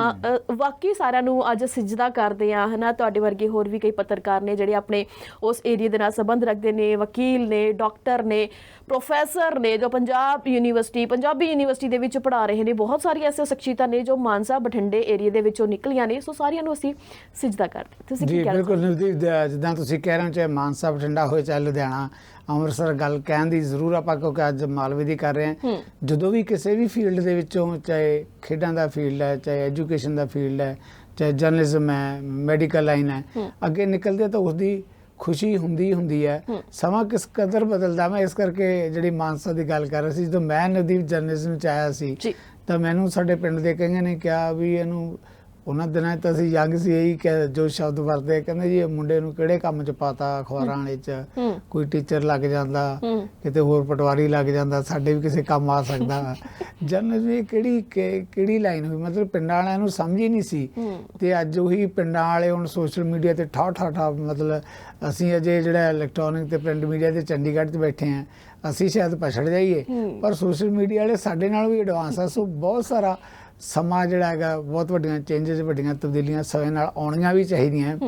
ਤੇ ਮਾਨਸਾ ਦੀਆਂ ਕੁੜੀਆਂ ਦੀ ਜਿਹਨਾਂ ਦੀ ਆਪਾਂ ਗੱਲ ਕਰਦੇ ਹਾਂ, ਉਹਨਾਂ ਨੇ ਵੀ ਉਸ ਤਬਦੀਲੀ ਦਾ ਹੀ ਸੰਕੇਤ ਦਿੱਤਾ ਹੈ ਕਿ ਹੁਣ ਉਹ ਮਾਨਸਾ ਨਹੀਂ ਰਿਹਾ ਜਿਹੜਾ ਮਾਨਸਾ ਜਿਹੜਾ ਅੱਜ ਤੋਂ ਕੋਈ ਦਹਾਕੇ ਪਹਿਲਾਂ ਬਠਿੰਡਿਆਂ ਦੇ ਨਾਂ ਤੇ, ਜਾਂ ਹੁਣ ਤਾਂ ਜੇ ਆਪਾਂ ਉਸ ਮੁੱਦੇ ਦੀ ਗੱਲ ਹੀ ਕਰ ਰਹੇ ਹਾਂ, ਬਠਿੰਡਾ ਦੀ ਗੱਲ ਕੀਤੀ, ਇਹ ਬਿਲਕੁਲ ਠੀਕ ਹੈ ਕਿ ਚਾਹੇ ਉੱਥੇ ਡਿਵੈਲਪਮੈਂਟ ਸਰਕਾਰਾਂ ਦੇ ਕਿਸੇ ਫੀਲਡ 'ਚ ਕਿਸੇ ਸਰਕਾਰ ਵੱਲੋਂ ਹੋਈ ਹੋਵੇ, ਇਹਦੇ ਬਾਰੇ ਕੋਈ ਦੋ ਰਾਏ ਨਹੀਂ ਕਿ ਜਦੋਂ ਆਪਾਂ ਮੁੱਖ ਮੰਤਰੀ ਪ੍ਰਕਾਸ਼ ਸਿੰਘ ਬਾਦਲ ਮਰਹੂਮ ਹੋ ਗਏ, ਹੁਣ ਨਹੀਂ ਰਹੇ, ਜੋ ਬਠਿੰਡਾ ਦਾ ਵਿਕਾਸ ਹੋਇਆ ਇਸ ਦੌਰ ਦੇ ਵਿੱਚ, ਨਵਦੀਪ ਤੁਸੀਂ ਵੀ ਕਿਤੇ ਜਾਂਦੇ ਹੋਵੋਗੇ ਤਾਂ ਮੈਂ ਜਦੋਂ ਕਿਤੇ ਉੱਥੋਂ ਰਾਤ ਨੂੰ ਉਹਨਾਂ ਦੇ ਸੜਕਾਂ ਦੇ ਉੱਪਰ ਦੀ, ਪੁਲਾਂ ਦੇ ਉੱਪਰ ਦੀ ਤੁਸੀਂ ਨਿਕਲਦੇ ਹੋ ਤੇ ਇੱਕ ਵਾਰ ਤਾਂ ਤੁਹਾਨੂੰ ਚੰਡੀਗੜ੍ਹ ਦਾ ਭੁਲੇਖਾ ਪੈਂਦਾ ਕਿ ਇਸ ਕਦਰ ਸੜਕਾਂ, ਇਸ ਕਦਰ ਰੌਣਕਾਂ, ਇਸ ਕਦਰ ਲਾਈਟਾਂ ਜਿਹੜੀਆਂ ਹੈਗੀਆਂ। ਸੋ ਬਹੁਤ ਵੱਡੀ ਚੇਂਜਸ ਹੈਗੀ ਹੈ। ਅਸੀਂ ਕਈ ਵਾਰੀ ਜਰਨਲਿਸਟਾਂ ਦਾ ਸੁਭਾਅ ਵੀ ਹੁੰਦਾ ਕਿ ਕ੍ਰਿਟਿਸਿਜ਼ਮ ਵਾਲੇ ਪਾਸੇ ਨੂੰ ਅਸੀਂ ਜ਼ਿਆਦਾ ਦੇਖਦੇ ਹਾਂ, ਪਰ ਸੁਸਾਇਟੀ ਦੇ ਵਿੱਚ ਬਹੁਤ ਸਾਰਾ ਕੁਝ ਕਰਨ ਦੀ ਜ਼ਰੂਰਤ ਵੀ ਹੈ, ਪਰ ਕਾਫੀ ਕੁਝ ਇਹੋ ਜਿਹਾ ਵੀ ਹੈਗਾ ਜਿਹੜਾ ਸਾਡੇ ਬਦਲਾਅ ਦੀ ਝਲਕ ਜਿਹੜੀ ਕਿ ਦਿੰਦਾ। ਉਹ ਕਿਸੇ ਇੱਕ ਸਰਕਾਰ ਵੱਲੋਂ ਨਹੀਂ, ਸਮੇਂ ਦੇ ਨਾਲ ਬਦਲਿਆ ਤੇ ਬਹੁਤ ਵੱਡੀ ਤਬਦੀਲੀ ਹੈ। ਤੇ ਸਾਡੀਆਂ ਮਾਨਸਾ ਦੀਆਂ ਕੁੜੀਆਂ ਉਸ ਤਬਦੀਲੀ ਦੀਆਂ ਸੂਚਕ ਬਣ ਕੇ ਆਈਆਂ। ਉਹਨਾਂ ਨੂੰ ਮੁਬਾਰਕਾਂ ਇਸ ਗੱਲ ਦੇ ਲਈ। ਜੀ ਬਿਲਕੁਲ। ਤਾਂ ਸਿੱਧੂ ਸਾਹਿਬ, ਮੈਂ ਵਾਰ-ਵਾਰ ਇਹੀ ਕਹਿੰਦੀ ਕਿ ਬਹੁਤ ਹੀ ਫਖਰ ਵਾਲੀ ਗੱਲ ਹੈ ਕਿ ਬੱਚੀਆਂ ਅੱਗੇ ਵੱਧ ਰਹੀਆਂ ਨੇ। 5ਵੀਂ ਕਲਾਸ ਦੇ ਵਿੱਚੋਂ ਰਿਜ਼ਲਟ ਬਹੁਤ ਵਧੀਆ ਆਇਆ ਮਾਨਸਾ ਦੇ ਬੱਚਿਆਂ ਦਾ, ਤੇ ਹੁਣ 8ਵੀਂ ਕਲਾਸ ਦੇ ਵਿੱਚੋਂ ਵੀ 2 ਬੱਚੀਆਂ ਨੇ ਬੜਾ ਹੀ ਮਾਣ ਹਾਸਲ ਕੀਤਾ। ਤਾਂ ਇਸ ਤਰੀਕੇ ਨਾਲ ਅੱਗੇ ਵੀ ਹੋਰ ਕਲਾਸਿਸ ਦੇ ਨਤੀਜੇ ਆਉਣੇ ਵੀ ਬਾਕੀ ਨੇ। ਤਾਂ ਆਸ ਕਰਾਂਗੇ ਕਿ ਮਾਨਸਾ ਹੀ ਪਹਿਲੇ ਨੰਬਰ ਤੇ ਆਵੇ, ਤਾਂ ਆਪਣੇ ਜ਼ਿਲ੍ਹੇ ਦਾ ਬੜਾ ਮਾਣਜਾ ਹੁੰਦਾ। ਤੇ ਉਸ ਦੇ ਨਾਲ ਹੀ ਜੇ ਗੱਲ ਕੀਤੀ ਜਾਵੇ ਕਿ ਪਰਿਵਾਰ ਚਾਹੁੰਦੇ ਨੇ ਕੁੜੀਆਂ ਨੂੰ ਅੱਗੇ ਲਿਆਂਦਾ ਜਾਵੇ, ਸਕੂਲ ਚਾਹੁੰਦੇ ਨੇ ਸਾਡੇ ਸਕੂਲ ਦਾ ਨਾਮ ਰੋਸ਼ਨ ਕੀਤਾ ਜਾਵੇ, ਅਧਿਆਪਕ ਚਾਹੁੰਦੇ ਨੇ ਕਿ ਅਸੀਂ ਆਪਣੀਆਂ ਬੱਚੀਆਂ ਨੂੰ ਉਸ ਪੱਧਰ ਤੇ ਦੇਖੀਏ ਜਿੱਥੋਂ ਤੱਕ ਇਹ ਜਾ ਸਕਦੀਆਂ ਨੇ। ਮਾਪਿਆਂ ਦੇ ਸੁਪਨੇ ਹੁੰਦੇ ਨੇ, ਟੀਚਰਸ ਦੇ ਵੀ ਬੱਚਿਆਂ ਨੂੰ ਲੈ ਕੇ ਬਹੁਤ ਸੁਪਨੇ ਹੁੰਦੇ ਨੇ, ਪਰ ਇੱਕ ਬੱਚੇ ਦੇ ਜੋ ਸੁਪਨੇ ਹੁੰਦੇ ਨੇ ਉਸ ਦਾ ਕੁਝ ਏਮ ਹੁੰਦਾ ਹੈ, ਤਾਂ ਉਹ ਕਹਿੰਦਾ ਕਿ ਨਹੀਂ ਮੈਂ ਉੱਥੋਂ ਤੱਕ ਪਹੁੰਚਣਾ ਹੈ। ਟੀਚਰਸ ਲਾਈਨ ਦੇ ਵਿੱਚ ਅਸੀਂ ਚਾਹੁੰਦੇ ਹਾਂ ਕਿ ਬੜੀ ਸੇਫਲੀ ਜੀ ਲਾਈਨ ਹੈ ਕਿ ਕੁੜੀਆਂ ਨੂੰ ਇਸ ਲਾਈਨ ਦੇ ਵਿੱਚ ਭੇਜ ਦਿੱਤਾ ਜਾਵੇ, ਤਾਂ 9 ਤੋਂ 3 ਦੀ ਟਾਈਮਿੰਗ ਹੋਏਗੀ, 8 ਤੋਂ 2 ਦੀ ਟਾਈਮਿੰਗ ਹੋਏਗੀ ਕਿ ਆਰਾਮ ਨਾਲ ਆਪਣੀ ਡਿਊਟੀ ਕਰਕੇ ਘਰੇ ਆ ਜਾਣਾ। ਪਰ ਕਈ ਉਹ ਕੁੜੀਆਂ ਹੁੰਦੀਆਂ ਨੇ ਜਿਹੜੀਆਂ ਕੁਝ ਵੱਖਰਾ ਕਰਨਾ ਚਾਹੁੰਦੀਆਂ ਹੁੰਦੀਆਂ ਨੇ, ਉਹਨਾਂ ਨੂੰ ਲੱਗਦਾ ਹੈ ਕਿ ਅਸੀਂ ਕੁਝ ਵੱਖਰਾ ਕਰ ਸਕਦੇ ਹਾਂ। ਕਈ ਪਰਿਵਾਰ ਮੈਂਬਰ ਹੁੰਦੇ ਨੇ ਜਿਹੜੇ ਉਹਨਾਂ ਦੇ ਖਿਲਾਫ ਹੁੰਦੇ ਨੇ, ਕਈ ਸਮਾਜਿਕ ਲੋਕ ਹੁੰਦੇ ਨੇ ਜਿਹੜੇ ਉਹਨਾਂ ਦੇ ਖਿਲਾਫ ਹੁੰਦੇ ਨੇ, ਪਰ ਫਿਰ ਵੀ ਉਹ ਪੂਰੀਆਂ ਡਟੀਆਂ ਰਹਿੰਦੀਆਂ ਨੇ, ਸ਼ਿੱਦਤ ਦੇ ਨਾਲ ਉੱਥੋਂ ਤੱਕ ਪਹੁੰਚ ਜਾਂਦੀਆਂ ਨੇ ਜਿੱਥੋਂ ਤੱਕ ਉਹਨਾਂ ਦਾ ਲੱਗਦਾ ਹੈ ਕਿ ਮੇਰਾ ਸੁਪਨਾ ਪੂਰਾ ਹੋ ਸਕਦਾ ਹੈ। ਪਰ ਕਹਿੰਦੇ ਨੇ ਕਿ ਪਰਿਵਾਰ ਚੋਂ ਸਪੋਰਟ ਮਿਲ ਗਈ, ਸਮਾਜ ਚੋਂ ਸਪੋਰਟ ਮਿਲ ਗਈ, ਸਕੂਲ ਚੋਂ ਸਪੋਰਟ ਮਿਲ ਗਈ ਤਾਂ ਬੱਚੀਆਂ ਉੱਥੋਂ ਤੱਕ ਪਹੁੰਚ ਗਈਆਂ। ਪਰ ਅੱਗੇ ਵੀ ਕਈ ਇਹੋ ਜਿਹੇ ਲੋਕ, ਰਾਖਸ਼ ਲੋਕ ਕਵਾਂਗੀ ਮੈਂ, ਇਹੋ ਜਿਹੇ ਲੋਕ ਬੈਠੇ ਹੁੰਦੇ ਨੇ ਜੋ ਮੰਤਰੀਆਂ ਦੇ ਭੇਸ ਦੇ ਵਿੱਚ, ਜੋ ਕੋਚ ਦੇ ਭੇਸ ਦੇ ਵਿੱਚ ਹੁੰਦੇ ਨੇ, ਜਿਹੜੀਆਂ ਕਿ ਕੁੜੀਆਂ ਜੋ ਅੱਗੇ ਵੱਧ ਰਹੀਆਂ ਹੁੰਦੀਆਂ ਨੇ ਉਹਨਾਂ ਨੂੰ ਨਿਗਲਣ ਦੀ ਕੋਸ਼ਿਸ਼ ਕਰ ਰਹੇ ਨੇ। ਤੁਸੀਂ ਸਾਰਿਆਂ ਨੇ ਅੰਦਾਜ਼ਾ ਲਾ ਹੀ ਲਿਆ ਹੋਵੇਗਾ ਕਿ ਅੱਜ ਅਸੀਂ ਕਿਹੜੀ ਖਬਰ ਦੀ ਗੱਲ ਕਰ ਰਹੇ ਹਾਂ ਕਿ ਜੰਤਰ ਮੰਤਰ ਤੇ ਲਗਾਤਾਰ ਲੜਕੀਆਂ ਪਹਿਲਵਾਨਾਂ ਵੱਲੋਂ ਧਰਨਾ ਲਗਾਤਾਰ ਜਾਰੀ ਹੈ, ਤਾਂ ਬ੍ਰਿਜ ਪੋਜੀਸ਼ਨ ਤੇ ਲਗਾਤਾਰ ਦੋਸ਼ ਲਾਏ ਜਾ ਰਹੇ ਨੇ। FIR ਦਰਜ ਵੀ ਹੋ ਗਈ ਹੈ, ਪਰ ਲੜਕੀਆਂ ਦਾ ਇਹ ਕਹਿਣਾ ਹੈ ਕਿ FIR ਨਾਲ ਕੁਝ ਨਹੀਂ ਬਣੇਗਾ ਕਿਉਂਕਿ ਹੁਣ ਕਈ ਫਿਲਮੀ ਹਸਤੀਆਂ ਨੇ, ਕਈ ਹੋਰ ਕੋਚ ਨੇ, ਵੱਖ-ਵੱਖ ਰਾਜਾਂ ਦੇ ਵਿੱਚੋਂ, ਈਵਨ ਕਿ ਪੂਰੇ ਭਾਰਤ ਦੇ ਵਿੱਚ ਉਹਨਾਂ ਨੂੰ ਸਪੋਰਟ ਮਿਲਣੀ ਸ਼ੁਰੂ ਹੋ ਗਈ ਹੈ ਕਿ ਕੁੜੀਆਂ ਜੋ ਅੱਗੇ ਵਧਣਾ ਚਾਹੁੰਦੀਆਂ ਨੇ, ਕੁੜੀਆਂ ਜੋ ਤੁਹਾਡੇ ਕੋਲ ਸਿਖਲਾਈ ਲਈ ਆਉਂਦੀਆਂ ਨੇ, ਤੇ ਉਹਨਾਂ ਨੂੰ ਤੁਸੀਂ ਕਿਸ ਹਿਸਾਬ ਦੇ ਨਾਲ ਦੇਖਦੇ ਹੋ, ਤੇ ਉਹਨਾਂ ਦਾ ਹੀ ਜਿਨਸੀ ਸ਼ੋਸ਼ਣ ਜੋ ਕਿ ਬਹੁਤ ਹੀ ਸ਼ਰਮਨਾਕ ਕਰਤੂਤ ਹੈ। ਸਿੱਧੂ ਸਾਹਿਬ ਕੀ ਕਹਿਣਾ ਚਾਹੋਗੇ? ਨਿਰਦੀ ਜਿਸ ਮਾਮਲੇ ਦਾ ਤੁਸੀਂ ਜ਼ਿਕਰ ਕਰ ਰਹੇ ਹੋ, ਜਿੱਦਾਂ ਤੁਸੀਂ ਦੱਸ ਰਹੇ ਹੋ, ਦੇਖੋ ਆਪਣੇ ਆਪ ਦੇ ਵਿੱਚ ਬਹੁਤ ਵੱਡਾ ਮੁੱਦਾ ਹੈ। ਮੈਂ ਕਹਾਂਗਾ ਇਹ ਨੈਸ਼ਨਲ ਇਸ਼ੂ ਹੈ ਕੌਮੀ ਪੱਧਰ ਤੇ। ਸਭ ਤੋਂ ਵੱਡੀ ਗੱਲ ਤਾਂ ਇਹ ਹੈ ਕਿ ਸਰਕਾਰ ਨੂੰ ਇਸ ਮਾਮਲੇ ਲਈ ਸ਼ਰਮਸਾਰ ਹੋਣਾ ਚਾਹੀਦਾ ਹੈ। ਆਪਾਂ ਗੱਲ ਕਰਦੇ ਹਾਂ ਲੜਕੀਆਂ ਦੀ, ਲੜਕੀਆਂ ਨੂੰ ਅੱਗੇ ਮੌਕੇ ਵਧਣ ਦੀ, ਮੌਕੇ ਦੇਣ ਦੀ, ਤੇ ਉਹ ਖਿਡਾਰਨਾਂ ਜਿਨ੍ਹਾਂ ਨੇ ਮਿਹਨਤ ਕਰਕੇ ਆਪਣੇ ਸੂਬੇ ਦਾ ਨਾਮ ਬਣਾਇਆ ਹੋਵੇ, ਆਪਣੇ ਦੇਸ਼ ਦਾ ਨਾਮ ਬਣਾਇਆ ਹੋਵੇ, ਕੌਮਾਂਤਰੀ ਪੱਧਰ ਤੇ ਉਹਨਾਂ ਨੇ ਨਾਮ ਨਾ ਖੱਟਿਆ ਹੋਵੇ, ਉਹਨਾਂ ਖਿਡਾਰਨਾਂ ਨੂੰ ਦੇਸ਼ ਦੀ ਰਾਜਧਾਨੀ ਦਿੱਲੀ ਦੇ ਅੰਦਰ ਇਸ ਲਈ ਧਰਨਾ ਦੇਣਾ ਪਵੇ ਕਿ ਉਹਨਾਂ ਦੇ ਜਿਨਸੀ ਸ਼ੋਸ਼ਣ, ਉਹਨਾਂ ਨਾਲ ਜਿਹੜੀਆਂ ਜ਼ਿਆਦਤੀਆਂ ਹੋਈਆਂ, ਔਰ ਸਭ ਤੋਂ ਹੋਰ ਇਹਦੇ ਨਾਲ ਇੱਕ ਜਿਹੜੀ ਮਾੜੀ ਗੱਲ ਨਾਲ ਐਡ ਹੋ ਰਹੀ ਹੈ ਕਿ ਇੱਕ ਨਾਬਾਲਗ ਕੁੜੀ ਜਿਹੜੀ ਹੈਗੀ ਹੈ ਉਸ ਵੀ ਇਸ ਪ੍ਰੋਟੈਸਟ ਦੇ ਵਿੱਚ ਸ਼ਾਮਲ ਹੈ, ਉਹਦੇ ਨਾਲ ਵੀ ਜ਼ਿਆਦਤੀ ਹੋਈ ਹੈ। ਹੁਣ ਕਿੰਨੇ ਮਹੀਨੇ, ਕਿੰਨਾ ਸਮਾਂ ਨਿਕਲ ਗਿਆ ਉਹਨਾਂ ਨੂੰ ਵਿਰੋਧ ਕਰਦਿਆਂ, ਟਸ ਤੋਂ ਮਸ ਨਹੀਂ ਹੋਈ ਸਾਡੀ ਸਰਕਾਰ। ਐਕਚੁਅਲੀ ਨਵਦੀਪ, ਆਪਾਂ ਬਾਰ-ਬਾਰ ਦੇਖੋ ਇਹਨਾਂ ਇਸ਼ੂਜ਼ ਤੇ ਆਪਾਂ ਕਈ ਵਾਰੀ ਹੁੰਦਾ ਗੱਲ ਕਰਦੇ ਹਾਂ, ਕਹਿੰਦੇ ਹਾਂ, ਮੈਨੂੰ ਤਾਂ ਇਹ ਲੱਗਦਾ ਹੁੰਦਾ ਕਿ ਜਿਹੜਾ ਪੋਲੀਟੀਕਲ ਸਿਸਟਮ ਹੈ ਨਾ, ਜਿਹੜੇ ਪੋਲੀਟੀਕਲ ਆਗੂ ਕੋਈ ਚੰਗੇ ਵੀ ਹੋਣਗੇ, ਪੋਲੀਟੀਕਲ ਆਗੂ ਉਹਨਾਂ ਦੀਆਂ ਚਮੜੀਆਂ ਇੰਨੀਆਂ ਮੋਟੀਆਂ ਹੋ ਗਈਆਂ ਕਿ ਉਹਨਾਂ ਨੂੰ ਸੰਗ ਸ਼ਰਮ ਹੀ ਨਹੀਂ ਰਹੀ।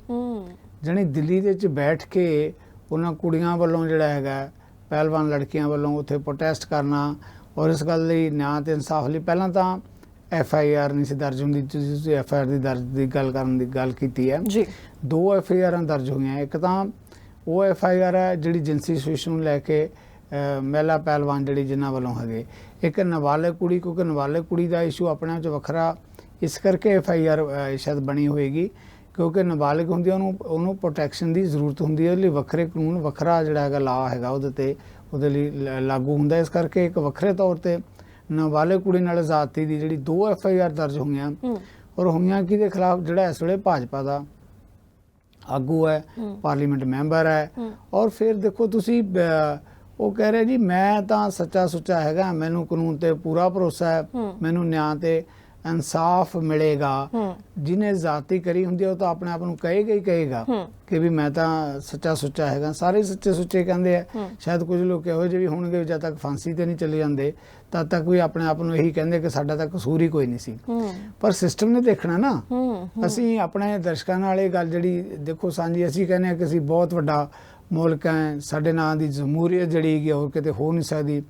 ਹੁਣ ਤਾਂ ਅਸੀਂ ਆਬਾਦੀ ਦੇ ਨਾਂ ਤੇ ਬਹੁਤ ਆਪਣੇ ਆਪ ਨੂੰ ਕਹਿ ਸਕਦੇ ਹਾਂ ਬੜਾ ਵੱਡਾ ਕਿ ਵੀ ਅਸੀਂ ਤਾਂ ਦੁਨੀਆ 'ਚ ਸਭ ਤੋਂ ਵੱਡੀ ਆਬਾਦੀ ਵਾਲਾ ਭਾਰਤ ਮੁਲਕ ਬਣ ਗਿਆ। ਹਾਲਾਂਕਿ ਉਹਦੇ ਨੈਗੇਟਿਵ ਪੋਜ਼ੀਟਿਵ ਜਿਹੜੇ ਹੈਗੇ ਬਹੁਤ ਸਾਰੇ ਪਹਿਲੂ ਆ, ਪਰ ਜਿਹੜਾ ਅਸੀਂ ਫਖਰ ਕਰਦੇ ਹਾਂ ਨਾ ਕਿ ਸਾਡਾ ਦੇਸ਼ ਉਹ ਐਡੀ ਵੱਡੀ ਆਬਾਦੀ ਵਾਲਾ ਦੇਸ਼, ਦੁਨੀਆ ਤੋਂ ਸਭ ਤੋਂ ਵੱਡੀ ਆਬਾਦੀ ਵਾਲਾ ਦੇਸ਼, ਉਹ ਆਪਣੀਆਂ ਕੁੜੀਆਂ ਨੂੰ ਇਨਸਾਫ ਤੇ ਨਿਆਂ ਨਹੀਂ ਦੇ ਸਕਦਾ, ਉਹਨਾਂ ਨੂੰ ਨਿਆਂ ਤੇ ਇਨਸਾਫ ਦੇਣ ਲਈ ਦੇਸ਼ ਦੀ ਰਾਜਧਾਨੀ ਕੈਪੀਟਲ ਦੇ ਵਿੱਚ ਧਰਨਾ ਦੇਣਾ ਪਵੇ, ਇਸ ਤੋਂ ਨਵਦੀਪ ਸ਼ਰਮਸਾਰ ਗੱਲ ਕੀ ਹੋ ਸਕਦੀ ਹੈ। ਜੀ।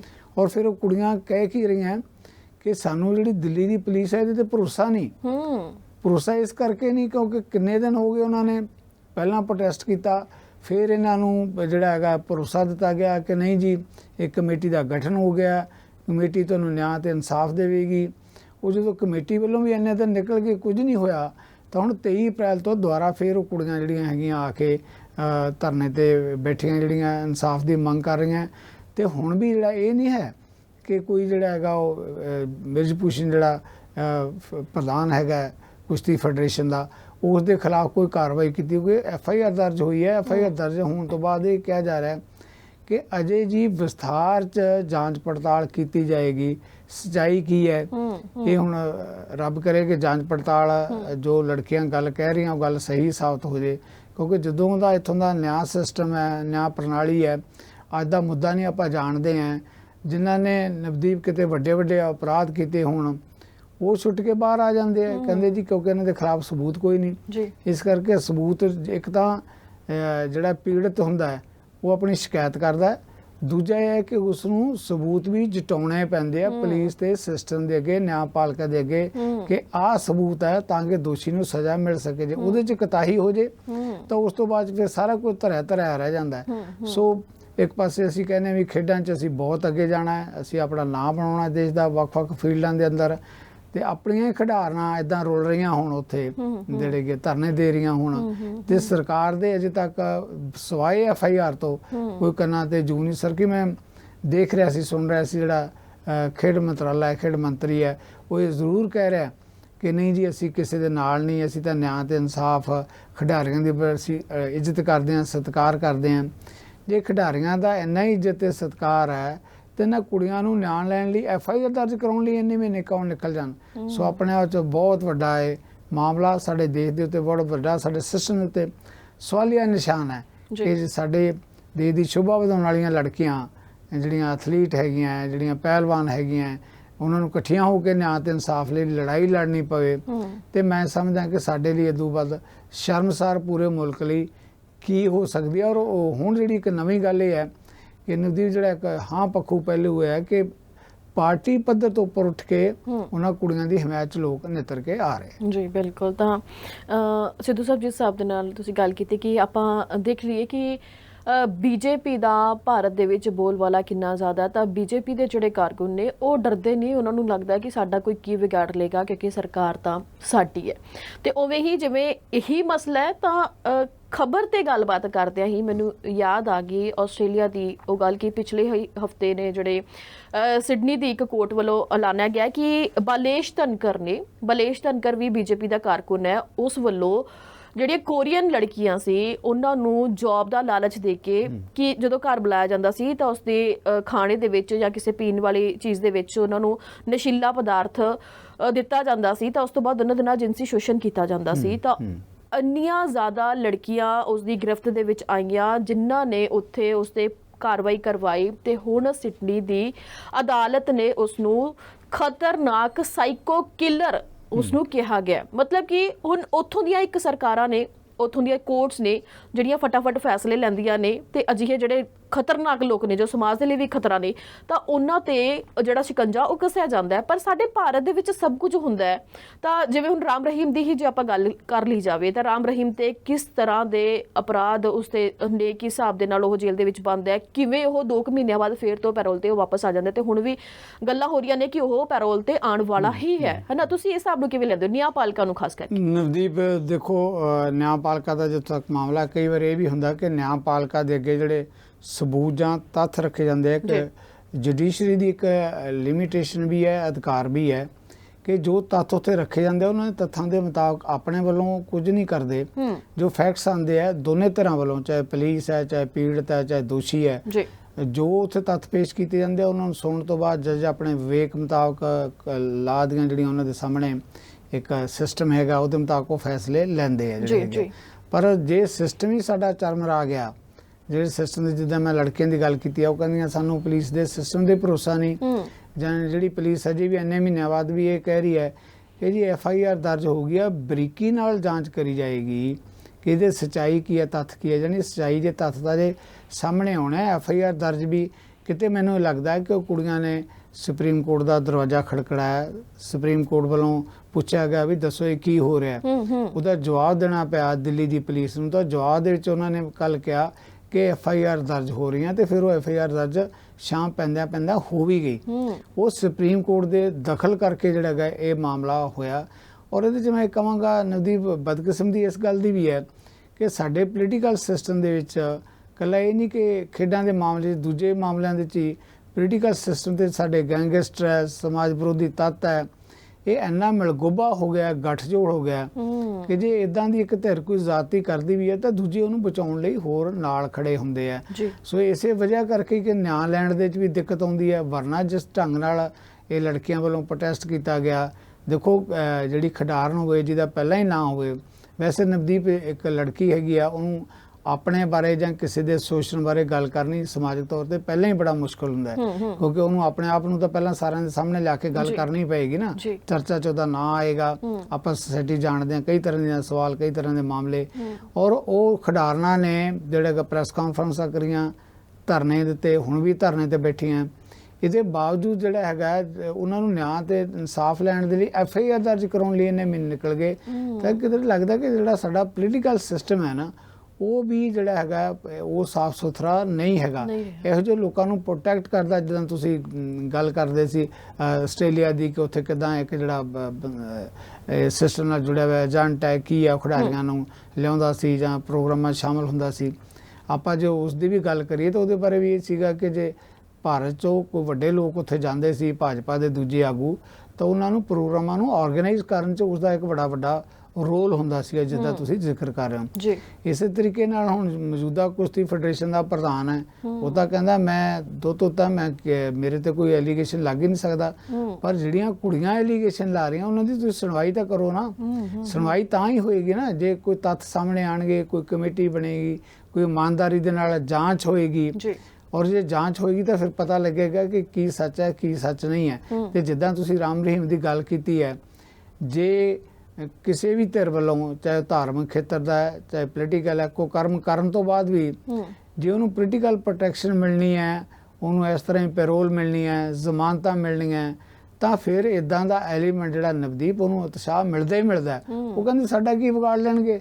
ਜੇ ਕੋਈ ਇਦਾਂ ਦੇ ਜਿਹੜੇ ਲੋਕ ਹੁੰਦੇ ਆ, ਜੇ ਕੋਈ ਦਿਨ ਅੰਦਰ ਵੀ ਰਹਿਣਗੇ ਫਿਰ ਬਾਹਰ ਆ ਜਾਂਦੇ ਆ। ਬਾਹਰ ਆ ਕੇ ਹੋ ਸਕਦਾ ਅਗਲੀ ਵਾਰੀ ਉਹ ਕੋਈ ਪਾਰਲੀਮੈਂਟ ਮੈਂਬਰ ਬਣ ਸਕਦਾ ਹੈ, ਕੋਈ ਵਿਧਾਇਕ ਦੀ ਟਿਕਟ ਲੈ ਸਕਦਾ ਹੈ, MLA ਬਣ ਸਕਦਾ ਹੈ। ਕਿਉਂਕਿ ਸਵਾਲ ਇਹ ਹੈ ਕਿ ਥਾਪੜਾ ਕੌਣ ਦਿੰਦਾ ਹੈ। ਹੁਣ ਤਾਂ ਇੱਥੇ ਸਿਸਟਮ ਨਦੀਪ ਇਸ ਤਰ੍ਹਾਂ ਦਾ ਬਣ ਗਿਆ ਕਿ ਜਿਹੜੀਆਂ ਸਾਡੀਆਂ ਪੋਲੀਟੀਕਲ ਪਾਰਟੀਆਂ ਨਾ, ਇੱਕ ਕਹਾਵਤ ਬਣ ਗਈ ਹੈ ਕਿ ਆਪਣੇ ਆਪ ਇੱਕ ਮਸ਼ੀਨਾਂ ਚੁੱਕੀ ਫਿਰਦੀਆਂ। ਜੇ ਦੂਜੀ ਪਾਰਟੀ 'ਚ ਉਹ ਬੰਦਾ ਗੰਦਾ ਹੈ, ਉਹਦੇ ਦੋਸ਼ ਲੱਗਦੇ ਆ, ਕਿਸੇ ਹੋਰ ਪਾਰਟੀ ਚਲੇ ਜਾਂਦਾ ਤਾਂ ਉਹਨਾਂ ਕੋਲ ਇਹੋ ਜਿਹੀ ਮਸ਼ੀਨ ਆ, ਉਹਦੇ 'ਚ ਪਾਉਂਦੇ ਆ, ਉਹ ਕਹਿੰਦੇ ਜੀ ਤਾਂ ਦੁੱਧ ਹੋ ਗਿਆ, ਤੇ ਤਾਂ ਕਸੂਰ ਹੀ ਕੋਈ ਨਹੀਂ। ਸੋ ਪੋਲੀਟੀਕਲ ਸਿਸਟਮ ਦਾ ਇਸ ਕਦਰ ਬੇੜਾ ਗਰਕ ਹੋ ਗਿਆ ਸਾਡੇ ਕਿ ਉਹ ਇਹ ਨਹੀਂ ਦੇਖਦੇ ਕਿ ਵੀ ਅਖਲਾਕ ਦੀ ਗੱਲ, ਕਿਰਦਾਰ ਦੀ ਗੱਲ, ਕਰੈਕਟਰ ਦੀ ਗੱਲ, ਭ੍ਰਿਸ਼ਟਾਚਾਰ ਦਾ ਨਾਂ ਲੈ ਕੇ ਅਸੀਂ ਇੱਕ ਦੂਜੇ ਤੇ ਚਿੱਕੜ ਬਹੁਤ ਉਛਾਲਦੇ ਹਾਂ। ਭ੍ਰਿਸ਼ਟਾਚਾਰ ਦੇ ਮਾਮਲੇ ਨੂੰ ਲੈ ਕੇ ਅਸੀਂ ਇੱਕ ਦੂਜੇ ਦੀ ਸ਼ਕਲ ਕਾਲੀ ਕਰਨ 'ਚ, ਉਹਦੇ ਬਾਰੇ ਉਹਦੇ ਕੱਪੜੇ ਕਾਲੇ ਕਰਨ 'ਚ, ਧੱਬੇ ਲਾਉਣ 'ਚ, ਜੇਲ੍ਹਾਂ ਸੁੱਟਣ 'ਚ, ਪਰ ਉਹ ਇੱਕ ਧਿਰ ਨਾਲ ਹੀ ਹੈ। ਜੇ ਤੁਹਾਡੀ ਆਪਣੀ ਧਿਰ ਦਾ ਜਦੋਂ ਕੋਈ ਫੜਿਆ ਜਾਂਦਾ ਤਾਂ ਉਦੋਂ ਫਿਰ ਉਹ ਦੇਵਤਾ ਹੋ ਜਾਂਦਾ ਹੈ। ਸੋ ਸਿਸਟਮ ਸਾਡਾ ਜਿਹੜਾ ਹੈਗਾ ਇਹ ਬਹੁਤ ਵੱਡਾ, ਇਹਦੇ 'ਚ ਜਿਹੜਾ ਸਾਡਾ ਪ੍ਰਸ਼ਾਸਨ ਹੈ, ਸਾਡਾ ਜਿਹੜਾ ਪੋਲੀਟੀਕਲ ਸਿਸਟਮ ਹੈ, ਜੋ ਕੁੜੀਆਂ ਨੂੰ ਉੱਥੇ ਦਿੱਲੀ ਧਰਨੇ ਤੇ ਬੈਠਣਾ ਪੈ ਰਿਹਾ ਨਿਆਂ ਤੇ ਇਨਸਾਫ ਲਈ।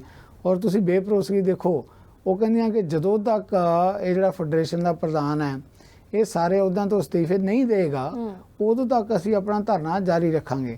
ਜੇ ਹੁਣ ਉਹਦੇ ਤੇ ਐਲੀਗੇਸ਼ਨ ਲੱਗ ਹੀ ਗਿਆ, FIR ਦਰਜ ਹੋ ਹੀ ਗਈਆਂ, ਘੱਟੋ ਘੱਟ ਇੰਨਾ ਤਾਂ ਹੋ ਹੀ ਸਕਦਾ ਨਾ ਵੀ ਕੱਲ ਨੂੰ ਉਹ ਸਾਫ ਸੁਥਰਾ ਹੋ ਕੇ, ਪਵਿੱਤਰ ਹੋ ਕੇ ਬਾਹਰ ਨਿਕਲੇਗਾ ਕਿ ਨਹੀਂ ਦੋਸ਼, ਤਾਂ ਦੁਬਾਰਾ ਉਹਦੇ ਬਖਸ਼ ਦਿਓ, ਹੋਰ 4 ਫਾਲਤੂ ਬਖਸ਼ ਦਿਓ। ਤੇ ਹੁਣ ਜੇ ਉਹਦੇ ਤੇ ਐਲੀਗੇਸ਼ਨ ਲੱਗਿਆ ਤਾਂ ਘੱਟੋ ਘੱਟ ਉਹਨੂੰ ਅਹੁਦਿਆਂ ਤੋਂ ਤਾਂ ਪਾਸੇ ਕਰ ਦਿਓ ਨਾ। ਇਦਾਂ ਦੇ ਪੱਧਰ ਤੇ ਲੜਾਈਆਂ ਲੜਨੀਆਂ ਪੈ ਰਹੀਆਂ, ਤਾਂ ਹੀ ਲੋਕਾਂ ਨੂੰ ਇਨਸਾਫ ਤੇ ਨਿਆਂ ਲੈਣ 'ਚ ਮੁਸ਼ਕਲ ਆਉਂਦੀ ਹੈ ਨਵਦੀਪ। ਠੀਕ ਹੈ, ਕਿਸ ਤਰੀਕੇ ਦੇ ਨਾਲ ਪਹਿਲਵਾਨ ਮਹਿਲਾਵਾਂ ਨੇ ਜਿਹੜੀਆਂ ਉਹਨਾਂ ਦੇ ਨਾਲ ਧੱਕਾ ਹੋਇਆ, ਕਿਵੇਂ ਉਹ ਇਨਸਾਫ ਲੈਣ ਦੀ ਗੁਹਾਰ ਲਾ ਰਹੀਆਂ ਨੇ, ਕਿਸ ਹਿਸਾਬ ਦੇ ਨਾਲ ਉਹਨਾਂ ਵੱਲੋਂ ਪ੍ਰੈਸ ਕਾਨਫਰੰਸ ਕੀਤੀਆਂ ਜਾ ਰਹੀਆਂ ਨੇ ਜਾਂ ਧਰਨੇ ਲਾਏ ਜਾ ਰਹੇ ਨੇ, ਤਾਂ ਪਾਰਟੀ ਪੱਧਰ ਤੋਂ ਉੱਪਰ ਉੱਠ ਕੇ ਲੋਕ ਉਹਨਾਂ ਦੀ ਹਿਮਾਇਤ ਦੇ ਵਿੱਚ ਆ ਗਏ ਨੇ। ਕਈ ਫਿਲਮੀ ਹਸਤੀਆਂ ਨੇ, ਕਈ ਜਿਹੜੇ ਸਮਾਜ ਭਲਾਈ ਦੇ ਕੰਮਾਂ ਦੇ ਵਿੱਚ ਮਾਹਿਰ ਨੇ, ਤਾਂ ਉਹ ਵੀ ਸਾਰੇ ਜਾਣੇ ਉਹਨਾਂ ਦੀ ਹੱਕ ਦੇ ਵਿੱਚ ਆ ਕੇ ਖੜੇ ਹੋ ਗਏ ਨੇ। ਤਾਂ ਇਨਸਾਫ ਮਿਲੇਗਾ ਨਹੀਂ ਮਿਲੇਗਾ ਇਹ ਤਾਂ ਆਉਣ ਵਾਲਾ ਵਕਤ ਦੱਸੇਗਾ, ਪਰ ਇੱਕ ਵਾਰ ਸਾਰੇ ਇੱਕਮਿਕ ਹੋਏ ਫਿਰ ਤੋਂ ਨਜ਼ਰ ਆ ਰਹੇ ਨੇ। ਪਰ ਉੱਥੇ ਹੀ ਇਹ ਗੱਲ ਵੀ ਕਹਿਣੀ ਬਣਦੀ ਹੈ ਕਿ ਉਹ ਬੱਚੇ ਜਿਨ੍ਹਾਂ ਦੇ ਬਹੁਤ ਵੱਡੇ ਸੁਪਨੇ ਹੁੰਦੇ ਨੇ, ਬਹੁਤ ਵੱਡਾ ਏਮ ਹੁੰਦੇ ਨੇ, ਤਾਂ ਜਦੋਂ ਉਸ ਦੀ ਛਵੀ ਤੇ ਕੋਈ ਐਸੀ ਪੈੜ ਛੱਡ ਜਾਵੇ ਤਾਂ ਬਹੁਤ ਦੁੱਖ ਲੱਗਦਾ ਕਿ ਕਿਤੇ ਨਾ ਕਿਤੇ ਜੇ ਇਨਸਾਫ ਮਿਲ ਗਿਆ ਤਾਂ ਬਹੁਤ ਵਧੀਆ ਗੱਲ ਹੈ, ਪਰ ਸਮੇਂ ਦੀਆਂ ਸਰਕਾਰਾਂ ਤੋਂ ਇਨਸਾਫ ਦੀ ਉਮੀਦ ਰੱਖਣਾ ਬਹੁਤ ਵੱਡੀ ਗੱਲ ਆ। ਤਾਂ ਰੱਬ ਅੱਗੇ ਦੁਆ ਕਰਾਂਗੇ, ਤਾਂ ਬੀਜੇਪੀ ਨੂੰ ਵੀ ਕਵਾਂਗੇ ਕਿ ਕਿਰਪਾ ਕਰਕੇ ਅਜਿਹੇ ਜੋ ਬੀਜੇਪੀ ਦੇ ਕਾਰਕੁਨ ਬਣ ਕੇ ਘੁੰਮਦੇ ਨੇ, ਜੋ ਭੇੜੀਏ ਨੇ ਜਿਨ੍ਹਾਂ ਨੂੰ ਅਸੀਂ ਕਵਾਂਗੇ, ਕਿ ਜੋ ਮਹਿਲਾਵਾਂ ਦੇ ਨਾਲ, ਜੋ ਬੱਚੀਆਂ ਦੇ ਨਾਲ ਅਜਿਹੀਆਂ ਹਰਕਤਾਂ ਕਰਦੇ ਨੇ, ਜੋ ਉਹਨਾਂ ਦਾ ਭਵਿੱਖ ਬਣਨ ਤੋਂ ਪਹਿਲਾਂ ਹੀ ਉਹਨਾਂ ਨੂੰ ਰੋਂਦਣ ਦੀ, ਕੁਰੇਦਣ ਦੀ ਕੋਸ਼ਿਸ਼ ਕਰਦੇ ਨੇ, ਤਾਂ ਉਹਨਾਂ ਨੂੰ ਸਖਤ ਤੋਂ ਸਖਤ ਸਜ਼ਾਵਾਂ ਜ਼ਰੂਰ ਮਿਲਣੀਆਂ ਚਾਹੀਦੀਆਂ ਨੇ, ਕਿਉਂਕਿ ਬੱਚੀਆਂ, ਧੀਆਂ ਭੈਣਾਂ ਸਭ ਦੀਆਂ ਸਾਂਝੀਆਂ ਹੁੰਦੀਆਂ ਨੇ। ਉਹ ਵੀ ਅੱਗੇ ਵੱਧ ਕੇ ਕੁਝ ਕਰਨ, ਇਹ ਨਾ ਹੋਵੇ ਕਿ ਉਹਨਾਂ ਨੂੰ ਦੇਖਦੇ ਹੋਏ, ਅਜਿਹੀਆਂ ਖਬਰਾਂ ਨੂੰ ਸੁਣਦੇ ਹੋਏ ਹੋਰ ਵੀ ਜਿਹੜੇ ਮਾਪੇ ਨੇ ਉਹ ਆਪਣੀਆਂ ਬੱਚੀਆਂ ਨੂੰ ਇਸ ਫੀਲਡ ਦੇ ਵਿੱਚ ਜਾਣ ਤੋਂ ਰੋਕ ਹੀ ਲੈਣ, ਤਾਂ ਉਹਨਾਂ ਬੱਚੀਆਂ ਦੇ ਸੁਪਨੇ ਨੇ ਜਿਹੜੇ ਉਹ ਬੁਣਨ ਤੋਂ ਪਹਿਲਾਂ ਹੀ ਖਤਮ ਹੋ ਜਾਣ। ਸੋ ਇਸ ਦੇ ਨਾਲ ਹੀ ਅਸੀਂ ਅਗਲੀ ਖਬਰ ਵੱਲ ਵਧਾਂਗੇ। ਅਗਲੀ ਖਬਰ ਪੰਜਾਬ ਸਰਕਾਰ ਦੇ ਨਾਲ ਰਿਲੇਟਡ ਹੈ ਕਿ ਪੰਜਾਬ ਸਰਕਾਰ ਆਏ ਦਿਨ ਪੰਜਾਬ ਦੇ ਲੋਕਾਂ ਦੇ ਲਈ ਕੁਝ ਨਾ ਕੁਝ ਨਵਾਂ ਐਲਾਨ ਕਰਦੀ ਹੋਈ ਨਜ਼ਰ ਆ ਰਹੀ ਹੈ। ਐਲਾਨ ਕਰਨ ਦੀ ਗੱਲ ਇਸ ਲਈ ਕਵਾਂਗੇ ਕਿਉਂਕਿ ਐਲਾਨ ਕਰ ਦਿੱਤੇ ਜਾਂਦੇ ਨੇ ਤਾਂ ਉਹ ਐਲਾਨ ਦੀ ਭਰਪਾਈ ਕੀਤੀ ਵੀ ਜਾਂਦੀ ਹੈ, ਨਹੀਂ ਕੀਤੀ ਜਾਂਦੀ, ਇਹ ਤਾਂ ਅਸੀਂ ਤੁਹਾਨੂੰ ਚੈਨਲ ਦੇ ਜ਼ਰੀਏ, ਖਬਰਾਂ ਦੇ ਜ਼ਰੀਏ ਦੱਸਦੇ ਹੀ ਰਹਿੰਦੇ ਆ। ਪਰ ਹੁਣ ਜਿਹੜਾ ਇੱਕ ਨਵਾਂ ਐਲਾਨ ਹੈ ਉਹ ਕੀਤਾ ਗਿਆ ਹੈ ਖੇਤ ਮਜ਼ਦੂਰਾਂ ਨੂੰ ਲੈ ਕੇ, ਕਿ ਖੇਤ ਮਜ਼ਦੂਰਾਂ ਨੂੰ ਵੀ ਨੁਕਸਾਨੀਆਂ ਹੋਈਆਂ ਫਸਲਾਂ ਦਾ ਮੁਆਵਜ਼ਾ ਮਿਲੇਗਾ ਨਹੀਂ ਮਿਲੇਗਾ ਇਹ ਤਾਂ ਬਾਅਦ ਦੀਆਂ ਗੱਲਾਂ ਨੇ, ਪਰ ਇਸ ਬਾਰੇ ਆਪਾਂ ਸਿੱਧੂ ਸਾਹਿਬ ਤੋਂ ਜ਼ਰੂਰ ਪੁੱਛਾਂਗੇ। ਸਿੱਧੂ ਸਾਹਿਬ, ਕੀ ਲੱਗਦਾ ਹੈ? ਨਵਦੀਪ, ਜਿੱਦਾਂ ਤੁਸੀਂ ਕਹਿ ਰਹੇ ਹੋ ਕਿ ਜੋ ਸਰਕਾਰਾਂ ਫੈਸਲੇ ਲੈਂਦੀਆਂ ਉਹਨੂੰ ਕਿਸੇ ਹੱਦ ਤੱਕ ਕਿਤੇ ਇੰਪਲੀਮੈਂਟ ਵੀ ਹੁੰਦਾ ਹੈ, ਪਰ ਇਹ ਵੀ ਹੈ ਕਿ ਜਦੋਂ ਨਹੀਂ ਇੰਪਲੀਮੈਂਟ ਹੁੰਦਾ ਤਾਂ ਲੋਕਾਂ ਦੀ ਨਾਰਾਜ਼ਗੀ ਤੇ ਨਿਰਾਸ਼ਤਾ ਵੀ ਆਉਂਦੀ ਹੈ ਜੀ। ਹੁਣ ਜੇ ਤੁਸੀਂ ਫੈਸਲੇ ਦੀ ਗੱਲ ਕਰਨ, ਦੇਖੋ ਕੱਲ ਕੈਬਨਿਟ ਦਾ ਮੰਤਰੀ ਮੰਡਲ ਦਾ ਫੈਸਲਾ ਹੋਇਆ, ਲੁਧਿਆਣੇ ਜਿਹੜੀ ਕਿ ਮੰਤਰੀ ਮੰਡਲ ਦੀ ਮੀਟਿੰਗ ਹੋਈ, ਉਸ ਮੀਟਿੰਗ ਦੇ ਵਿੱਚ ਹੋਰ ਜਿਹੜੇ ਬਾਕੀ ਇਸ਼ੂਜ਼ ਦੇ ਉੱਤੇ ਫੈਸਲੇ ਲੈ ਗਏ। ਜਦ ਤੁਸੀਂ ਗੱਲ ਕਰ ਰਹੇ ਹੋ ਤਾਂ ਜਿਹੜੀਆਂ ਕਿਸਾਨਾਂ ਦੀਆਂ ਫਸਲਾਂ ਖਰਾਬ ਹੋ ਗਈਆਂ, ਬਰਬਾਦ ਹੋ ਗਈਆਂ, ਦੇਖੋ ਇੱਕ ਗੱਲ ਆਪਾਂ ਬਹੁਤ ਸਾਰੇ ਜਿਹੜੇ ਹੈਗੇ ਲੋਕ ਪਿੰਡਾਂ ਤੋਂ ਸ਼ਹਿਰਾਂ 'ਚ ਵੀ ਜਿਹੜੇ ਆਏ ਆ, ਉਹਨਾਂ ਦਾ ਪੇਂਡੂ ਪਿਛੋਕੜ ਹੈ, ਰੂਰਲ ਬੈਕਗਰਾਉਂਡ ਵਾਲੇ ਆ। ਪਿੰਡਾਂ ਦੇ ਵਿੱਚ ਅਕਸਰ ਕੀ ਹੈਗਾ ਕਿ ਅੱਜ ਦੀ ਵੀ ਕੜੀ ਦੇ ਵਿੱਚ ਜਿਹੜਾ ਹੈਗਾ, ਚਾਹੇ ਉਹ ਖੇਤ ਮਜ਼ਦੂਰ ਹੈ ਚਾਹੇ ਕਿਸਾਨ ਹੈ, ਤਾਂ ਉਹਨਾਂ ਦੀ ਸਾਂਝ ਆਪਸ ਵਿੱਚ ਬੜੀ ਅਟੁੱਟ ਹੈ। ਉਹਨਾਂ ਦੇ ਆਰਥਿਕ ਰਿਸ਼ਤੇ ਸਾਂਝੇ ਹੈ, ਉਹਨਾਂ ਦੀ ਜਿਹੜੀ ਦੁੱਖ ਸੁੱਖ ਦੀ ਸਾਂਝ ਜਿਹੜੀ ਹੈਗੀ ਹੈ।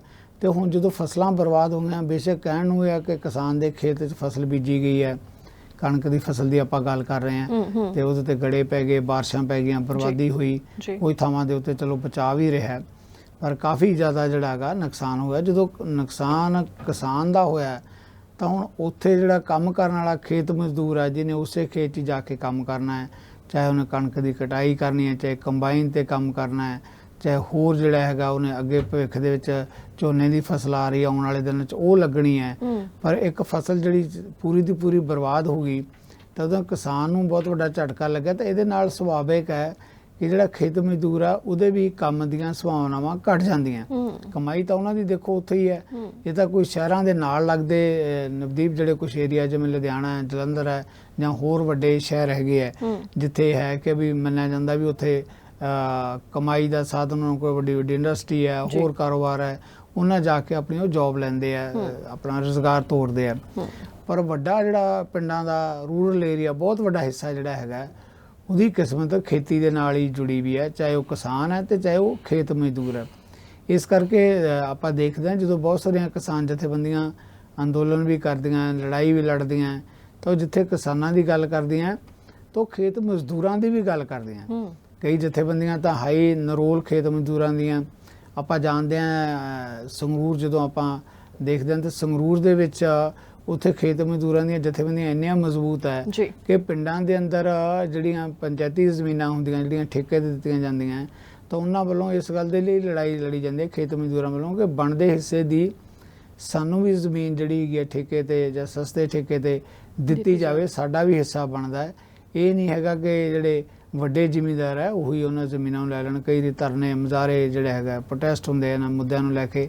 ਸੋ ਉਹਨਾਂ ਦਾ ਇੱਕ ਹੱਕ ਹੈਗਾ, ਉਹ ਹੱਕ ਆ ਕੇ ਖੇਤੀ ਦੇ ਨਾਲ ਹੀ ਸਿੱਧੇ ਤੌਰ ਤੇ ਜੁੜ ਜਾਂਦਾ ਜਿਹੜਾ ਹੈਗਾ। ਦੇਖੋ ਨੁਕਸਾਨ ਕੋਈ ਇਹ ਨਹੀਂ ਨਵਦੀਪ, ਕਈ ਵਾਰੀ ਜਿਹੜੇ ਸ਼ਹਿਰੀ ਲੋਕ ਆ ਜਾਂ ਸਿੱਧੇ ਤੌਰ ਤੇ ਖੇਤੀ ਨਾਲ ਨਹੀਂ ਜੁੜੇ ਹੁੰਦੇ, ਉਹ ਜਦੋਂ ਦੇਖਦੇ ਆ ਕਿ ਹਾਂਜੀ ਗੜੇ ਪੈ ਗਏ, ਬਾਰਿਸ਼ ਪੈ ਗਈ, ਤਾਂ ਮੋਟੇ ਤੌਰ ਤੇ ਆਪਣਾ ਜਿਹੜਾ ਮੀਡੀਆ ਵੀ ਦੇਖਦਾ ਕਿ ਵੀ ਫਸਲ ਬਰਬਾਦ ਹੋ ਗਈ ਜੀ, ਕਣਕ ਦੀ ਫਸਲ ਸੀ ਉਹ ਬਰਬਾਦ ਹੋ ਗਈ। ਕੇਵਲ ਕਣਕ ਦੀ ਫਸਲ ਹੀ ਨਹੀਂ ਬਰਬਾਦ ਹੁੰਦੀ, ਸਬਜ਼ੀਆਂ ਵੀ ਬਰਬਾਦ ਹੁੰਦੀਆਂ, ਪਸ਼ੂਆਂ ਦਾ ਚਾਰਾ ਵੀ ਬਰਬਾਦ ਹੁੰਦਾ ਹੈ। ਔਰ ਜਿੱਦਾਂ ਹੁਣ ਆਪਾਂ ਕਣਕ ਦੀ ਗੱਲ ਕਰਦੇ ਹਾਂ, ਕਣਕ ਤਾਂ ਇੱਕ ਤਾਂ ਦਾਣੇ ਅਨਾਜ ਕੱਢ ਕੇ ਜਿਹੜਾ ਖਾਣ ਦੇ ਕੰਮ ਆਉਂਦਾ ਹੈ, ਇੱਕ ਜਿਹੜਾ ਉਹਦਾ ਬਾਕੀ ਦਾ ਹਿੱਸਾ ਹੈਗਾ ਕਣਕ ਦਾ ਜਿਹੜਾ ਹੈਗਾ ਉਹ ਤੂੜੀ ਦੇ ਤੌਰ ਤੇ ਜਿਹੜਾ ਵਰਤਿਆ ਜਾਂਦਾ। ਹੁਣ ਤੂੜੀ ਵੀ ਤਾਂ ਹੀ ਬਣੇਗੀ ਨਾ ਜੇ ਫਸਲ ਖੇਤ 'ਚ ਖੜੀ ਹੋਏਗੀ, ਜੋ ਗਲ ਗਈ ਖਰਾਬ ਹੋ ਗਈ। ਤਾਂ ਹੁਣ ਇਸ ਵਾਰ ਜਿਹੜਾ ਹੈਗਾ ਇੱਕ ਵੱਡਾ ਸੰਕਟ ਇਹ ਵੀ ਹੈ ਕਿ ਜਿੱਥੇ ਅਨਾਜ ਦਾ ਸੰਕਟ ਬਣ ਰਿਹਾ ਉੱਥੇ ਡੰਗਰਾਂ ਦੇ ਲਈ ਵੀ ਸੰਕਟ ਬਣ ਰਿਹਾ। ਤੁਸੀਂ ਖੇਤ ਮਜ਼ਦੂਰਾਂ ਦੀ ਗੱਲ ਕਰਦੇ ਹੋ ਨਵਦੀਪ, ਉਹਨਾਂ ਲਈ ਇਹ ਵੱਡਾ ਸੰਕਟ ਹੋਰ ਵੀ ਜ਼ਿਆਦਾ ਔਖਾ ਹੈਗਾ। ਇਸ ਕਰਕੇ ਕਿ ਖੇਤ ਮਜ਼ਦੂਰਾਂ ਕੋਲੇ ਦੇਖੋ ਆਮ ਅਕਸਰ ਹੁੰਦਾ ਹੀ ਹੈ ਕਿ ਉਹਨਾਂ ਨੇ ਵੀ ਆਪਣੇ ਪੇਟ ਪਾਲਣ ਲਈ, ਰੁਜ਼ਗਾਰ ਲਈ ਕੋਸ਼ਿਸ਼ ਕਰਦੇ ਆ। ਕਦਾ ਡੰਗਰ ਜਿਹੜਾ ਹੈਗਾ ਕੋਈ ਪਸ਼ੂ ਆਪਣਾ ਦੁਧਾਰੂ ਪਸ਼ੂ ਰੱਖਦੇ ਹੈ, ਪਰ ਉਹਨੂੰ ਜੋ ਵੀ ਉਹਨਾਂ ਨੇ ਬਾਹਰੋਂ ਹਰਾ ਚਾਰਾ ਲੈ ਕੇ ਆਉਣਾ ਉਹ ਖੇਤਾਂ 'ਚੋਂ ਲੈ ਕੇ ਆਉਣਾ ਜਾਂ ਸਾਂਝੀਆਂ ਥਾਵਾਂ ਤੋਂ ਲੈ ਕੇ ਆਉਣਾ। ਜਦੋਂ ਹਰੇ ਚਾਰੇ ਦੀ ਬਰਬਾਦੀ ਹੋਏਗੀ ਤਾਂ ਅਜੇ ਜਿਹੜਾ ਹੈਗਾ ਕਿਸਾਨ ਆ ਉਹਨੇ ਥੋੜਾ ਬਹੁਤਾ ਹੋਰ ਉਪਰਾਲਾ ਕੀਤਾ ਹੋਏਗਾ। ਖੇਤ ਮਜ਼ਦੂਰ ਤਾਂ ਬਿਲਕੁਲ ਹੀ ਬੇਵੱਸ ਹੋ ਕੇ ਰਹਿ ਜਾਂਦੇ ਆ ਨਾ। ਸੋ 10% ਦਾ ਜਿਹੜਾ ਫੈਸਲਾ ਲਿਆ ਮੈਂ ਸਮਝਦਾ ਚੰਗਾ ਫੈਸਲਾ ਹੈ। ਗੱਲ ਹੁਣ ਇਹ ਵੀ ਨਾਲੇ ਦੇ ਤੇ ਇੰਪਲੀਮੈਂਟੇਸ਼ਨ ਦੀ ਹੈ ਕਿ ਲਾਗੂ ਹੋਣਾ ਚਾਹੀਦਾ। ਦੇਖੋ ਕਈ ਵਾਰੀ ਸਰਕਾਰਾਂ ਫੈਸਲੇ ਕਰਦੀਆਂ, ਚੰਗੇ ਫੈਸਲੇ ਕਰਦੀਆਂ, ਪਰ ਨਵੇੜਾ ਇਸ ਗੱਲ ਨਾਲ ਹੋਣਾ ਚਾਹੀਦਾ ਕਿ ਉਹ ਲਾਗੂ ਹੋਵੇ। ਜੇ ਲਾਗੂ ਹੋਵੇਗਾ ਫਿਰ ਤਾਂ ਬਹੁਤ ਚੰਗੀ ਗੱਲ ਹੈ, ਜੇ ਨਹੀਂ ਲਾਗੂ ਹੋਏਗਾ ਸਿਰਫ ਜਿਹੜਾ ਹੈਗਾ ਮੀਡੀਆ ਦੇ ਤੁਸੀਂ ਬਣ ਕੇ ਰਹਿ ਜਾਂਦਾ ਸ਼ਿੰਗਾਰ ਜਿਹੜਾ ਸੁਰਖੀਆਂ ਦਾ, ਤਾਂ ਫਿਰ ਉਹ ਬਲਕਿ ਨੈਗੇਟਿਵ ਅਸਰ ਜਾਂਦਾ ਇਸ ਗੱਲ ਦਾ ਕਿ ਸਰਕਾਰ ਨੇ ਫੈਸਲਾ ਲਿਆ ਤਾਂ ਹੈ ਪਰ ਇਹਨੂੰ ਦਿੱਤਾ ਕੁਛ ਨਹੀਂ। ਇੱਕ ਲੋਕਾਂ ਦੀ ਆਪਾਂ ਪੰਜਾਬੀ 'ਚ ਜਿਹਨੂੰ ਕਹਿੰਦੇ ਕਿ ਝਾਕ ਜੀ ਬਣ ਜਾਂਦੀ ਹੈ ਇਸ ਗੱਲ ਦੀ, ਉਡੀਕ ਬਣ ਜਾਂਦੀ ਹੈ, ਉਮੀਦ ਬਣ ਜਾਂਦੀ ਹੈ ਕਿ ਸਰਕਾਰ ਨੇ ਫੈਸਲਾ ਲਿਆ ਵੀ। ਉਹ ਪੰਜਾਬੀ ਦੀ ਇੱਕ ਪੁਰਾਣੀ ਕਹਾਵਤ ਨਵਦੀਪ ਬਣੀ ਹੋਈ ਹੈ, ਉਹ ਕਹਿੰਦੇ ਜੇ ਸਰਕਾਰ ਜਿਹੜਾ ਤੇਲ ਦੇ ਵਿੱਚ ਤੁਹਾਡੇ ਕੋਲ ਕੁਝ ਵੀ ਪਾਉਣ ਨੂੰ ਤਾਂ ਜੁੱਤੀ 'ਚ ਪਾ ਲਓ ਜਿਹੜਾ, ਤਾਂ ਕਿ ਡੁੱਲੇ ਨਾ ਘਰ ਤੱਕ ਤਾਂ ਲੈ ਕੇ ਆ ਹੀ ਜਾਓਗੇ ਨਾ ਤੁਸੀਂ। ਸੋ ਸਰਕਾਰ ਦਾ ਪੈਸਾ ਟਕਾ ਜੇ ਕੋਈ ਮਦਦ ਦੇ ਤੌਰ ਤੇ ਇਹ ਪਤਾ ਹੈ ਕਿ ਉਹ ਬਹੁਤ ਵੱਡੀ ਮਦਦ ਨਹੀਂ ਹੁੰਦੀ, ਪਰ ਉਹਨਾਂ ਦੇ ਜਿਉਂਦੇ ਰਹਿਣ ਲਈ ਸਹਾਰੇ ਦੇ ਲਈ ਜਿਹੜੇ ਖੇਤ ਮਜ਼ਦੂਰ ਹੈ ਜੇ 10% ਦੀ ਵੀ ਮਦਦ ਹੋਵੇ ਤਾਂ ਚਲੋ ਕਮ ਸੇ ਕਮ ਕੁਝ ਰਾਹਤ ਤਾਂ ਮਿਲੇਗੀ ਨਾ। ਪਰ ਉਹ ਰਾਹਤ ਖੇਤ ਮਜ਼ਦੂਰ ਦੇ ਹਰ ਘਰ ਤੱਕ ਪਹੁੰਚਣੀ ਚਾਹੀਦੀ ਹੈ, ਇਹ ਵੀ ਉਨਾ ਹੀ ਜ਼ਰੂਰੀ ਹੈ। ਜੀ ਬਿਲਕੁਲ। ਤਾਂ ਜਿਵੇਂ ਤੁਸੀਂ ਕਿਹਾ ਕਿ ਸਾਰਿਆਂ ਨੂੰ ਇੰਤਜ਼ਾਰ ਹੁੰਦਾ ਜੇਕਰ ਸਰਕਾਰ ਕੋਈ ਐਲਾਨ ਕਰਦੀ ਹੈ, ਤਾਂ ਇੰਤਜ਼ਾਰ ਮਹਿਲਾਵਾਂ ਨੂੰ ਵੀ ਹੈ ਆਪਣੇ ਹਜ਼ਾਰ ਰੁਪਏ ਦਾ ਕਿ ਕਦੋਂ ਖਾਤਿਆਂ ਦੇ ਵਿੱਚ ਆਉਣਗੇ। ਤੁਸੀਂ ਵੀ ਬਹੁਤ ਸਾਰੇ ਪ੍ਰੋਗਰਾਮਾਂ 'ਚ ਅਕਸਰ ਜ਼ਿਕਰ ਕਰਦੇ ਹੋ ਕਿ ਜਦੋਂ 1000 ਰੁਪਏ ਖਾਤੇ 'ਚ ਆਉਣਗੇ ਤਾਂ ਸਾਰੀਆਂ ਵਧਾਈ ਦੀਆਂ ਪਾਤਰ ਹੋਣਗੀਆਂ, ਸਭ ਲਈ ਬੜੀ ਖੁਸ਼ੀ ਹੋਏਗੀ। ਪਰ ਸਰਕਾਰ ਮਹਿਲਾਵਾਂ ਵੱਲ ਧਿਆਨ ਨਹੀਂ ਦੇ ਰਹੀ, ਇਸ ਐਲਾਨ ਵੱਲ ਧਿਆਨ ਨਹੀਂ ਦੇ ਰਹੀ, ਜਿਸ ਨੂੰ ਲੈ ਕੇ ਜਲੰਧਰ ਦੀਆਂ ਮਹਿਲਾਵਾਂ ਵੱਲੋਂ ਰੋਸ ਪ੍ਰਦਰਸ਼ਨ ਜ਼ਰੂਰ ਕੀਤਾ ਜਾ ਰਿਹਾ ਹੈ।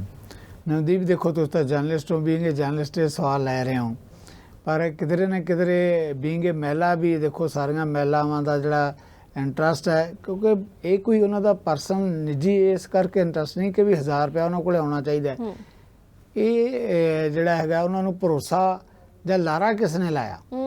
1000 ਰੁਪਇਆ ਮੇਰਾ ਖਿਆਲ ਹੈ ਕਿਸੇ ਮਹਿਲਾ ਨੇ ਮੰਗਿਆ ਵੀ ਨਹੀਂ ਸੀ ਜਿਸ ਤੱਕ ਮੈਨੂੰ ਯਾਦ ਹੈ। ਬੀਇੰਗ ਏ ਜਰਨਲਿਸਟ ਪੰਜਾਬ ਦੀ ਕਿਸੇ ਔਰਤਾਂ ਦੀ ਆਰਗੇਨਾਈਜੇਸ਼ਨ ਨੇ ਨਵਦੀਪ ਇਸ ਗੱਲ ਨੂੰ ਲੈ ਕੇ ਪ੍ਰੋਟੈਸਟ ਨਹੀਂ ਕੀਤੇ ਕਿ ਸਾਨੂੰ ਤਾਂ ਜੀ 1000 ਰੁਪਇਆ ਮਿਲਣਾ ਚਾਹੀਦਾ ਤਾਂ ਅਸੀਂ ਵੋਟ ਪਾਵਾਂਗੇ, ਨਹੀਂ ਕੀਤੇ ਨਾ ਜੀ। ਤੁਸੀਂ ਵੀ ਜਰਨਲਿਸਟ ਹੋ, ਮੇਰਾ ਨਹੀਂ ਖਿਆਲ ਕਿ ਵੀ ਇਦਾਂ ਦੀ ਗੱਲ ਸਾਡੇ ਧਿਆਨ 'ਚ ਆਈ ਹੋਵੇ। ਬਿਲਕੁਲ। ਪਰ ਇੱਕ ਹਾਕਮ ਤੇ ਰਜਿਸ ਨੇ ਸੱਤਾ 'ਚ ਆਉਣ ਤੋਂ ਪਹਿਲਾਂ ਸਮੁੱਚੇ ਜਿਹੜੇ ਪੰਜਾਬ ਦੀਆਂ ਮਹਿਲਾਵਾਂ ਔਰ ਉਹਦੇ ਨਾਲ ਇਹ ਵੀ ਜੋੜਿਆ ਗਿਆ ਕਿ ਉਹ ਜਿਹੜਾ ਪੈਸਾ ਦੇਣ ਦੀ ਹੱਦ ਉੱਥੋਂ ਤੈਅ ਕੀਤੀ ਗਈ ਜਿੱਥੋਂ ਉਹਨਾਂ ਦੀ ਵੋਟ ਬਣਦੀ ਹੈ। ਯਾਨੀ ਜਿੰਨੇ ਸਾਲ ਦੀ ਔਰਤ ਦੀ ਵੋਟ ਪਾਉਣ ਦੀ ਉਮਰ ਹੈ ਉਸ ਤੋਂ ਹੇਠਲੀ ਉਮਰ ਵਾਲੀ ਜਿਹੜੀ ਕੁੜੀ ਹੈਗੀ ਹੈ ਉਹ ਆਪਣਾ ਗੁਜ਼ਾਰਾ ਜਿਵੇਂ ਮਰਜ਼ੀ ਕਰੇ, ਪਰ ਉਸ ਤੋਂ ਉੱਪਰ ਵਾਲਿਆਂ ਨੂੰ ਕਹਿੰਦੇ ਜ਼ਰੂਰ 1000 ਰੁਪਇਆ ਮਿਲੇਗਾ। ਬਹੁਤ ਦਿਲਚਸਪ ਗੱਲਾਂ ਜਿਹੜੀਆਂ ਨਵਦੀਪ ਅਕਸਰ ਆਪਾਂ ਇਹਨਾਂ ਗੱਲਾਂ ਤੇ ਕਰਦੇ ਰਹਿੰਦੇ ਹਾਂ। ਮੈਨੂੰ ਕੇਜਰੀਵਾਲ ਦੀ ਗੱਲ ਨਹੀਂ ਭੁੱਲਦੀ, ਬਾਰ-ਬਾਰ ਕਿਉਂਕਿ ਦਿਖਾਇਆ ਜਾਂਦਾ ਸੀਗਾ ਜਿਹੜੇ ਪੋਲੀਟੀਕਲ ਲੋਕ ਹੁੰਦੇ ਆ ਨਾ ਬੜੇ ਇਸ ਮਾਮਲੇ 'ਚ ਬੜੇ ਸਿਆਣੇ ਹੁੰਦੇ ਆ, ਬਾਰ-ਬਾਰ ਫੋਕਸ ਕਰਦੇ ਆ, ਵੀਡੀਓ ਇੱਧਰ ਉੱਧਰ ਮੀਡੀਆ ਸੁਰਖੀਆਂ 'ਚ ਪੋਸਟਰ ਜੇ ਉਹ ਦੁਨੀਆ ਭਰ ਦਾ। ਤਾਂ ਉਹ ਕੇਜਰੀਵਾਲ ਉਹਨੇ ਅਕਸਰ ਆਪਣੀਆਂ ਰੈਲੀਆਂ 'ਚ ਕਹਿੰਦੇ ਸੀ ਦੇਖੋ ਜੀ ਮੈਂ 1000 ਰੁਪਇਆ ਦੇਣ ਦਾ ਐਲਾਨ ਕੀਤਾ ਹੈ, ਕਹਿੰਦੇ ਵਿਰੋਧੀਆਂ ਨੂੰ ਕੀ ਤਕਲੀਫ ਹੈ, ਕੋਈ ਮੇਰੀ ਭੈਣ ਕਹਿੰਦੇ ਕੋਈ ਕੱਪੜੇ ਲੈ ਲੇਗੀ, ਕੋਈ ਕਿਸੇ ਦੇ ਹੋਰ ਖੁਸ਼ੀ ਦੇ ਮੌਕਾ ਕੰਮ ਆ ਜਾਏਗਾ। 1000 ਰੁਪਇਆ ਕਹਿੰਦੇ ਕੋਈ ਵੱਡੀ ਗੱਲ ਨਹੀਂ, ਪਰ ਅਸੀਂ ਉਹਨਾਂ ਦੀ ਇੱਕ ਖੁਸ਼ੀ ਸਾਂਝੀ ਕਰ ਰਹੇ ਹਾਂ, ਕਿਤੇ ਨਾ ਕਿਤੇ ਉਸ ਔਰਤ ਦੇ ਕੰਮ ਆਏਗਾ ਆਰਥਿਕ ਤੌਰ ਤੇ। ਫਿਰ ਵੀ ਇੱਕ ਵੱਡੀ ਗੱਲ ਹੈ ਜੋ ਅਸੀਂ ਐਲਾਨ ਕੀਤਾ। ਤੇ ਵਿਰੋਧੀਆਂ ਨੂੰ ਕੀ ਤਕਲੀਫ ਹੈ? ਹੁਣ ਵਿਰੋਧੀਆਂ ਨੂੰ ਤਾਂ ਤਕਲੀਫ ਹੋਵੇ ਜਾਂ ਨਾ ਹੋਵੇ, ਜਿਨ੍ਹਾਂ ਨੇ ਐਲਾਨ ਕੀਤਾ ਸੀ ਨਵਦੀਪ, ਉਹਨਾਂ ਨੂੰ ਜ਼ਰੂਰ ਤਕਲੀਫ ਹੋ ਗਈ ਹੈ ਕਿ ਸਾਡੇ ਨਾਲ ਬਹੁਤ ਵੱਡਾ ਇੱਕ ਤਰੀਕੇ ਦੇ ਨਾਲ ਐਡਾ ਵੱਡਾ ਵਾਅਦਾ ਕਰਕੇ ਹੁਣ ਉਸ ਤੋਂ ਪਿੱਛੇ ਹਟਿਆ ਜਾ ਰਿਹਾ। ਸਰਕਾਰ ਇਹ ਵੀ ਨਹੀਂ ਕਹਿੰਦੀ ਕਿ ਨਹੀਂ ਦੇਵਾਂਗੇ, ਪਰ ਇਹ ਵੀ ਹੈ ਕਿ ਜਦੋਂ ਤੁਸੀਂ ਐਲਾਨ ਕਰਦੇ ਹੋ ਤੁਹਾਨੂੰ ਇਹ ਤਾਂ ਦੇਖਣਾ ਚਾਹੀਦਾ ਨਾ ਕਿ ਤੁਹਾਡੀ ਜੇਬ 'ਚ ਕਿੰਨਾ ਕੁ ਪੈਸਾ ਹੈ। ਉਸ ਲਿਹਾਜ਼ ਨਾਲ ਹੀ ਤੁਸੀਂ ਜਾਣਦੇ ਹੋ ਨਾ। ਬਿਲਕੁਲ, ਜਿੱਦਾਂ ਤੁਸੀਂ ਔਰਤਾਂ ਦੀ ਮਹਿਲਾਵਾਂ ਦੀ ਗੱਲ ਕਰਦੇ ਹੋ, ਈਵਨ ਸਾਡਾ ਨਵਦੀਪ ਪੁਰਾਣਾ ਆਪਣਾ ਪੰਜਾਬ ਦਾ ਸਮਾਜ ਹੈਗਾ, ਜੇ ਕੋਈ ਵੀ ਵਿਅਕਤੀ ਆਪਣੀ ਧੀ ਦੇ ਘਰ ਆਪਣੀ ਭੈਣ ਦੇ ਘਰੇ ਮਿਲਣ ਜਾਂਦਾ ਹੈ ਤਾਂ ਉਹਦਾ ਸਿਰ ਪਲੋਸਦਾ ਤੇ ਨਾਲ ਜੇਬ 'ਚੋਂ ਕੱਢ ਕੇ ਜਿੰਨੀ ਕਿਸ ਦੀ ਪੁੱਜਤ ਹੁੰਦੀ ਹੈ, ਕੋਈ 100 ਰੁਪਇਆ ਦੇਵੇ, 500 ਰੁਪਇਆ ਦੇਵੇ, ਦਿੰਦਾ ਨਾ। ਬਿਲਕੁਲ, ਦਿੰਦਾ ਉਨਾ ਹੀ ਹੈ ਜਿੰਨੇ ਜੇਬ 'ਚ ਹੁੰਦੇ ਆ। ਗੁਆਂਢੀਆਂ ਤੋਂ ਮੰਗ ਕੇ ਤਾਂ ਨਹੀਂ ਲੈ ਕੇ ਆਉਂਦਾ। ਜੇ ਇਹਨਾਂ ਨੇ ਆਪਣੀਆਂ ਭੈਣਾਂ ਦੀ ਧੀਆਂ ਦੀ ਇੱਜ਼ਤ ਕਰਨੀ ਸੀ, ਜੇ ਇਹਨਾਂ ਕੋਲੇ ਇਹ ਸੀ ਕਿ ਅਸੀਂ ਦੇ ਸਕਦੇ ਹਾਂ ਤਾਂ ਜ਼ਰੂਰ ਕਰਨਾ ਚਾਹੀਦਾ। ਚਲੋ ਕੁਛ ਨਾ ਕੁਛ ਤਾਂ ਮੈਂ ਵੀ ਨਹੀਂ ਕਹਿੰਦਾ ਕਿ ਮਦਦ ਨਹੀਂ ਹੋਏਗੀ, ਪਰ ਇਸ ਤਰੀਕੇ ਦੇ ਨਾਲ ਲਾਰਾ ਲਾਉਣਾ ਉਹਨਾਂ ਨੂੰ। ਹੁਣ 1 ਸਾਲ ਲੰਘ ਗਿਆ, 4 ਸਾਲ ਰਹਿ ਗਏ। 4 ਸਾਲ ਤੋਂ ਬਾਅਦ ਹੋ ਵੀ ਸਕਦਾ ਹੈ ਕਿ ਜਦੋਂ ਸਾਲ 2 ਸਾਲ ਰਹਿ ਜਾਣ ਫੇਰ ਵੋਟਾਂ ਲੈਣ ਲਈ ਜਿਹੜਾ ਦੇ ਵੀ ਸਕਦੇ ਹੈ, ਪਰ ਇਹ ਭਰਮਾਉਣਾ ਬਹੁਤ ਗਲਤ ਗੱਲ ਹੈ। ਹੁਣ ਜਵਾਬ ਦੇ ਤਾਂ ਉਸ ਪੋਲੀਟੀਕਲ ਧਿਰ ਨੂੰ ਹੋਣਾ ਚਾਹੀਦਾ ਨਾ, ਜਿਨ੍ਹਾਂ ਨੇ ਵਾਅਦਾ ਕੀਤਾ ਸੀ। ਉਦੋਂ ਤਾਂ ਕਹਿੰਦੇ ਸੀ ਜੀ ਇਹ ਵਿਰੋਧੀਆਂ ਨੂੰ ਤਕਲੀਫ ਹੈ, ਹੁਣ ਜਿਹੜੀਆਂ ਔਰਤਾਂ ਨੂੰ ਤੁਸੀਂ ਲਾਰਾ ਲਾਇਆ ਉਹਨਾਂ ਨੂੰ ਤਕਲੀਫ ਹੈ। ਜਿੱਦਾਂ ਤੁਸੀਂ ਜਲੰਧਰ 'ਚ ਕਹਿ ਰਹੇ ਹੋ, ਹਾਲਾਂਕਿ ਉੱਥੇ ਹੋ ਸਕਦਾ ਹੈ ਉਹਨਾਂ ਦੇ ਪਿਛੋਕੜ ਦੇ ਵਿੱਚ ਕੋਈ ਕਾਂਗਰਸ ਦੀ ਧਿਰ ਹੋਵੇ, ਅਕਾਲੀ ਦਲ ਦੀ, ਭਾਜਪਾ ਦੀ ਕੋਈ ਧਿਰ ਤਾਂ ਹੋ ਹੀ ਸਕਦੀ ਹੈ, ਪਰ ਇੱਕ ਮੌਕਾ ਤਾਂ ਮਿਲਿਆ ਹੀ ਨਾ। ਮੌਕਾ ਕਿਹਨੇ ਦਿੱਤਾ? ਇਸੇ ਰੂਲਿੰਗ ਕਲਾਸ ਨੇ, ਆਮ ਆਦਮੀ ਪਾਰਟੀ ਨੇ। ਸੋ ਸਾਡਾ ਪੋਲੀਟੀਕਲ ਸਿਸਟਮ ਦਾ ਮੈਂ ਪਹਿਲਾਂ ਵੀ ਕਹਿਣਾ ਹੁੰਦਾ ਨਾ, ਬਹੁਤ ਹੀ ਸਾਡਾ ਦੇਸ਼ ਸਟਰੋਂਗ ਹੋਵੇ ਜਾਂ ਨਾ ਹੋਵੇ, ਨਵਦੀਪ ਇੱਕ ਗੱਲ ਤੇ ਸਾਡੀ ਸਹਿਮਤੀ ਹੋ ਸਕਦੀ ਹੈ ਕਿ ਸਾਡਾ ਪੋਲੀਟੀਕਲ ਸਿਸਟਮ ਬਹੁਤ ਮਜ਼ਬੂਤ ਹੈ। ਇਹ ਕੁਝ ਦਾ ਕੁਝ ਬਣਾ ਸਕਦੇ ਹੈ, ਸਾਡੇ ਦੇਸ਼ ਦੇ ਲੋਕਾਂ ਨੂੰ ਕਿਸੇ ਤਰੀਕੇ ਨਾਲ ਭਰਮਾ ਸਕਦੇ ਹੈ, ਕੁਛ ਵੀ ਦਿਖਾ ਸਕਦੇ ਆ ਕਿ ਵੀ ਅਸੀਂ ਇੰਨੇ ਤਾਕਤਵਰ ਆ, ਇੰਨੇ ਮਜ਼ਬੂਤ ਆ, ਸਾਨੂੰ ਵੋਟ ਪਾਓ। ਕਿਸੇ ਵਰਗ ਨੂੰ ਭਰਮਾ ਸਕਦੇ ਆ। ਸੋ ਹਾਲ ਦੀ ਘੜੀ ਤਾਂ ਆਪਾਂ ਇਹ ਕਹਿ ਸਕਦੇ ਹਾਂ ਕਿ ਪੂਰੇ ਪੰਜਾਬ ਦੀਆਂ ਮਹਿਲਾਵਾਂ, ਮੈਂ ਨਵਦੀਪ ਬੀਇੰਗ ਅ ਜਰਨਲਿਸਟ ਇੱਕ ਸਿਟੀ 'ਚ ਘੁੰਮ ਰਿਹਾ ਸੀਗਾ ਜਦੋਂ ਪਿਛਲੀਆਂ ਵਿਧਾਨ ਸਭਾ ਦੀਆਂ ਵੋਟਾਂ ਸੀ। ਮੈਂ ਉੱਥੇ ਕਿਸੇ ਨੂੰ ਪੁੱਛਿਆ ਵੀ ਪੋਲੀਟੀਕਲ ਪਾਰਟੀਆਂ ਜਿੱਥੇ ਅਕਾਲੀ ਦਲ ਹੈ, ਬੀਜੇਪੀ ਹੈ, ਕਾਂਗਰਸ ਹੈ, ਆਪ ਵਾਲੇ ਹੈ, ਵੀ ਕਿਵੇਂ ਲੱਗਦਾ? ਉੱਥੇ ਕੁਝ ਸਿਆਣੇ ਲੋਕ ਬੈਠੇ ਸੀ ਇਕੱਠੇ, ਉਹ ਕਹਿੰਦੇ ਜੀ 50% ਤਾਂ ਸਾਡੇ ਘਰ ਦੇ ਜਿਹੜੇ ਮੈਂਬਰ ਪਹਿਲਾਂ ਹੀ ਆਪ ਦੇ ਨਾਲ ਰਲ ਗਏ। ਮੈਂ ਕਿਹਾ ਜੀ ਉਹ ਕਿੱਦਾਂ? ਕਹਿੰਦੇ ਜਿੰਨੀਆਂ ਸਾਰੀਆਂ ਔਰਤਾਂ ਉਹ ਤਾਂ ਕਹਿੰਦੀਆਂ ਤਾਂ ਵੋਟ ਹੀ ਝਾੜੂ ਨੂੰ ਪਾਉਣੀ ਹੈ, 1000 ਰੁਪਇਆ ਦੇਣਗੇ ਕਹਿੰਦੇ। ਸੋ ਇਸ ਕਰਕੇ ਇਹ ਬੜਾ ਵੱਡਾ ਇਹਨਾਂ ਨੇ ਇਦਾਂ ਦਾ ਢੰਗ ਤਰੀਕਾ ਵਰਤਿਆ। ਚਲੋ ਜਿੱਤ ਕੇ ਆ ਗਏ ਹੈ, ਪਰ ਪੰਜਾਬੀ ਇਹ ਵੀ ਜਾਣਦੇ ਫਿਰ ਆਉਂਦੇ ਨੇ ਭਜਦਿਆਂ ਨੂੰ ਬਾਹਣ ਇੱਕੋ ਜਿਹਾ, ਭੱਜਣ ਇਹ ਵੀ ਨਹੀਂ ਦਿੰਦੇ ਨੇ। ਉਹਦੀ ਹਿਸਾਬ ਕਿਤਾਬ ਤਾਂ ਲੈਣਗੇ, 1000 ਦਾ ਹਿਸਾਬ ਕਿਤਾਬ ਤਾਂ ਪੁੱਛਿਆ ਹੀ ਜਾਏਗਾ।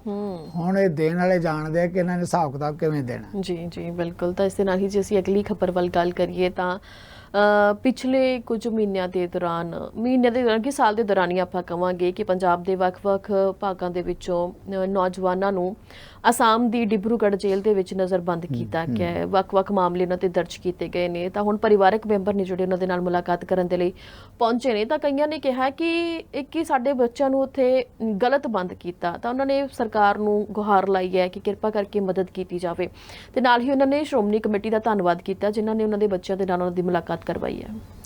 ਬਿਲਕੁਲ, ਜੋ ਨਵਦੀਪ ਨੇ ਸਵਾਲ ਲਿਆ ਸੀ, ਦਰਸ਼ਕਾਂ ਦੇ ਨਾਲ ਇਹ ਗੱਲ ਜ਼ਰੂਰ ਸਾਂਝੀ ਕਰਨੀ ਚਾਹੁੰਦੇ ਹਾਂ ਕਿ ਪੰਜਾਬੀਆਂ ਦੇ ਲਈ ਬਹੁਤ ਵੱਡਾ ਭਾਵਕ ਤੇ ਇਮੋਸ਼ਨਲ ਮੁੱਦਾ ਹੈਗਾ। ਸਵਾਲ ਇਹ ਨਹੀਂ ਹੈਗਾ ਕਿ ਕਿਸ ਨੇ ਕੀ ਕੀਤਾ, ਕਿਸ ਨੇ ਕੀ ਨਹੀਂ ਕੀਤਾ। ਜੇ ਕੋਈ ਕਾਨੂੰਨ ਦੀਆਂ ਨਜ਼ਰਾਂ 'ਚ ਕਸੂਰਵਾਰ ਹੈ, ਈਵਨ ਮੈਂ ਉਹਨਾਂ ਦੇ ਪਰਿਵਾਰਾਂ ਦੀਆਂ ਗੱਲਾਂ ਬਾਤਾਂ ਜਿਹੜੇ ਇਸ ਵੇਲੇ ਡਿਬਰੂਗੜ੍ਹ ਜੇਲ੍ਹ ਦੀ ਗੱਲ ਕੀਤੀ ਹੈ, ਉੱਥੇ ਜਾਂ ਪੰਜਾਬ ਦੀਆਂ ਜੇਲ੍ਹਾਂ 'ਚ ਵੀ ਹੋਣਗੇ ਲੋਕ ਜਿਹੜੇ ਇਹਨਾਂ ਮੁੱਦਿਆਂ ਨੂੰ ਲੈ ਕੇ ਨਜ਼ਰਬੰਦ ਹੋਣਗੇ। ਉਹਨਾਂ ਦੇ ਪਰਿਵਾਰ ਜਾਂ ਉਹਨਾਂ ਦੇ ਸ਼ੁਭਚਿੰਤਕ ਹਮਦਰਦ ਕਹਿੰਦੇ ਕਿ ਅਸੀਂ ਕਾਨੂੰਨੀ ਲੜਾਈ ਲੜ ਲਾਂਗੇ ਜੇ ਕਿਸੇ ਦਾ ਕੋਈ ਕਸੂਰ ਹੈ। ਜੇ ਕਿਸੇ ਦਾ ਕੋਈ ਕਸੂਰ ਹੀ ਨਹੀਂ ਹੈਗਾ ਨਵਦੀਪ, ਤਾਂ ਫਿਰ ਬਗੈਰ ਵਜ੍ਹਾ ਦੇ ਉਹਨਾਂ ਤੁਸੀਂ ਜੇਲ੍ਹਾਂ 'ਚ ਸੁੱਟੇ ਹੋਣਾ, ਜਾਂ ਕਿਸੇ ਨੂੰ ਪਤਾ ਹੀ ਨਹੀਂ ਕਿ ਅੰਮ੍ਰਿਤਪਾਲ ਜਿਹੜਾ ਹੈਗਾ ਕਿਧਰੇ ਲੰਘਦਾ ਕਿਸੇ ਨੂੰ ਮਿਲ ਗਿਆ, ਕਿਸੇ ਪੈਟਰੋਲ ਪੰਪ ਤੇ ਪੈਟਰੋਲ ਪਾ ਲਿਆ, ਕਿਸੇ ਗੱਡੇ ਰੇੜੇ ਵਾਲੇ ਤੇ ਬੈਠ ਗਿਆ, ਕਿਤੇ ਹੋਰ ਇਦਾਂ ਦਾ। ਉਹਨਾਂ ਤੋਂ ਪਤਾ ਨਹੀਂ ਹੁਣ ਕਿਹੜੇ ਕਿਹੜੇ ਜਿਹੜੇ ਕਿ ਪੇਸ਼ੀਆਂ ਭੁਗਤਦੇ ਫਿਰਦੇ ਹੋਣਗੇ। ਯਾਨੀ ਜਿਹੜੇ ਸਧਾਰਨ ਲੋਕ ਆ, ਬੇਕਸੂਰ ਲੋਕ ਹੈਗੇ ਆ।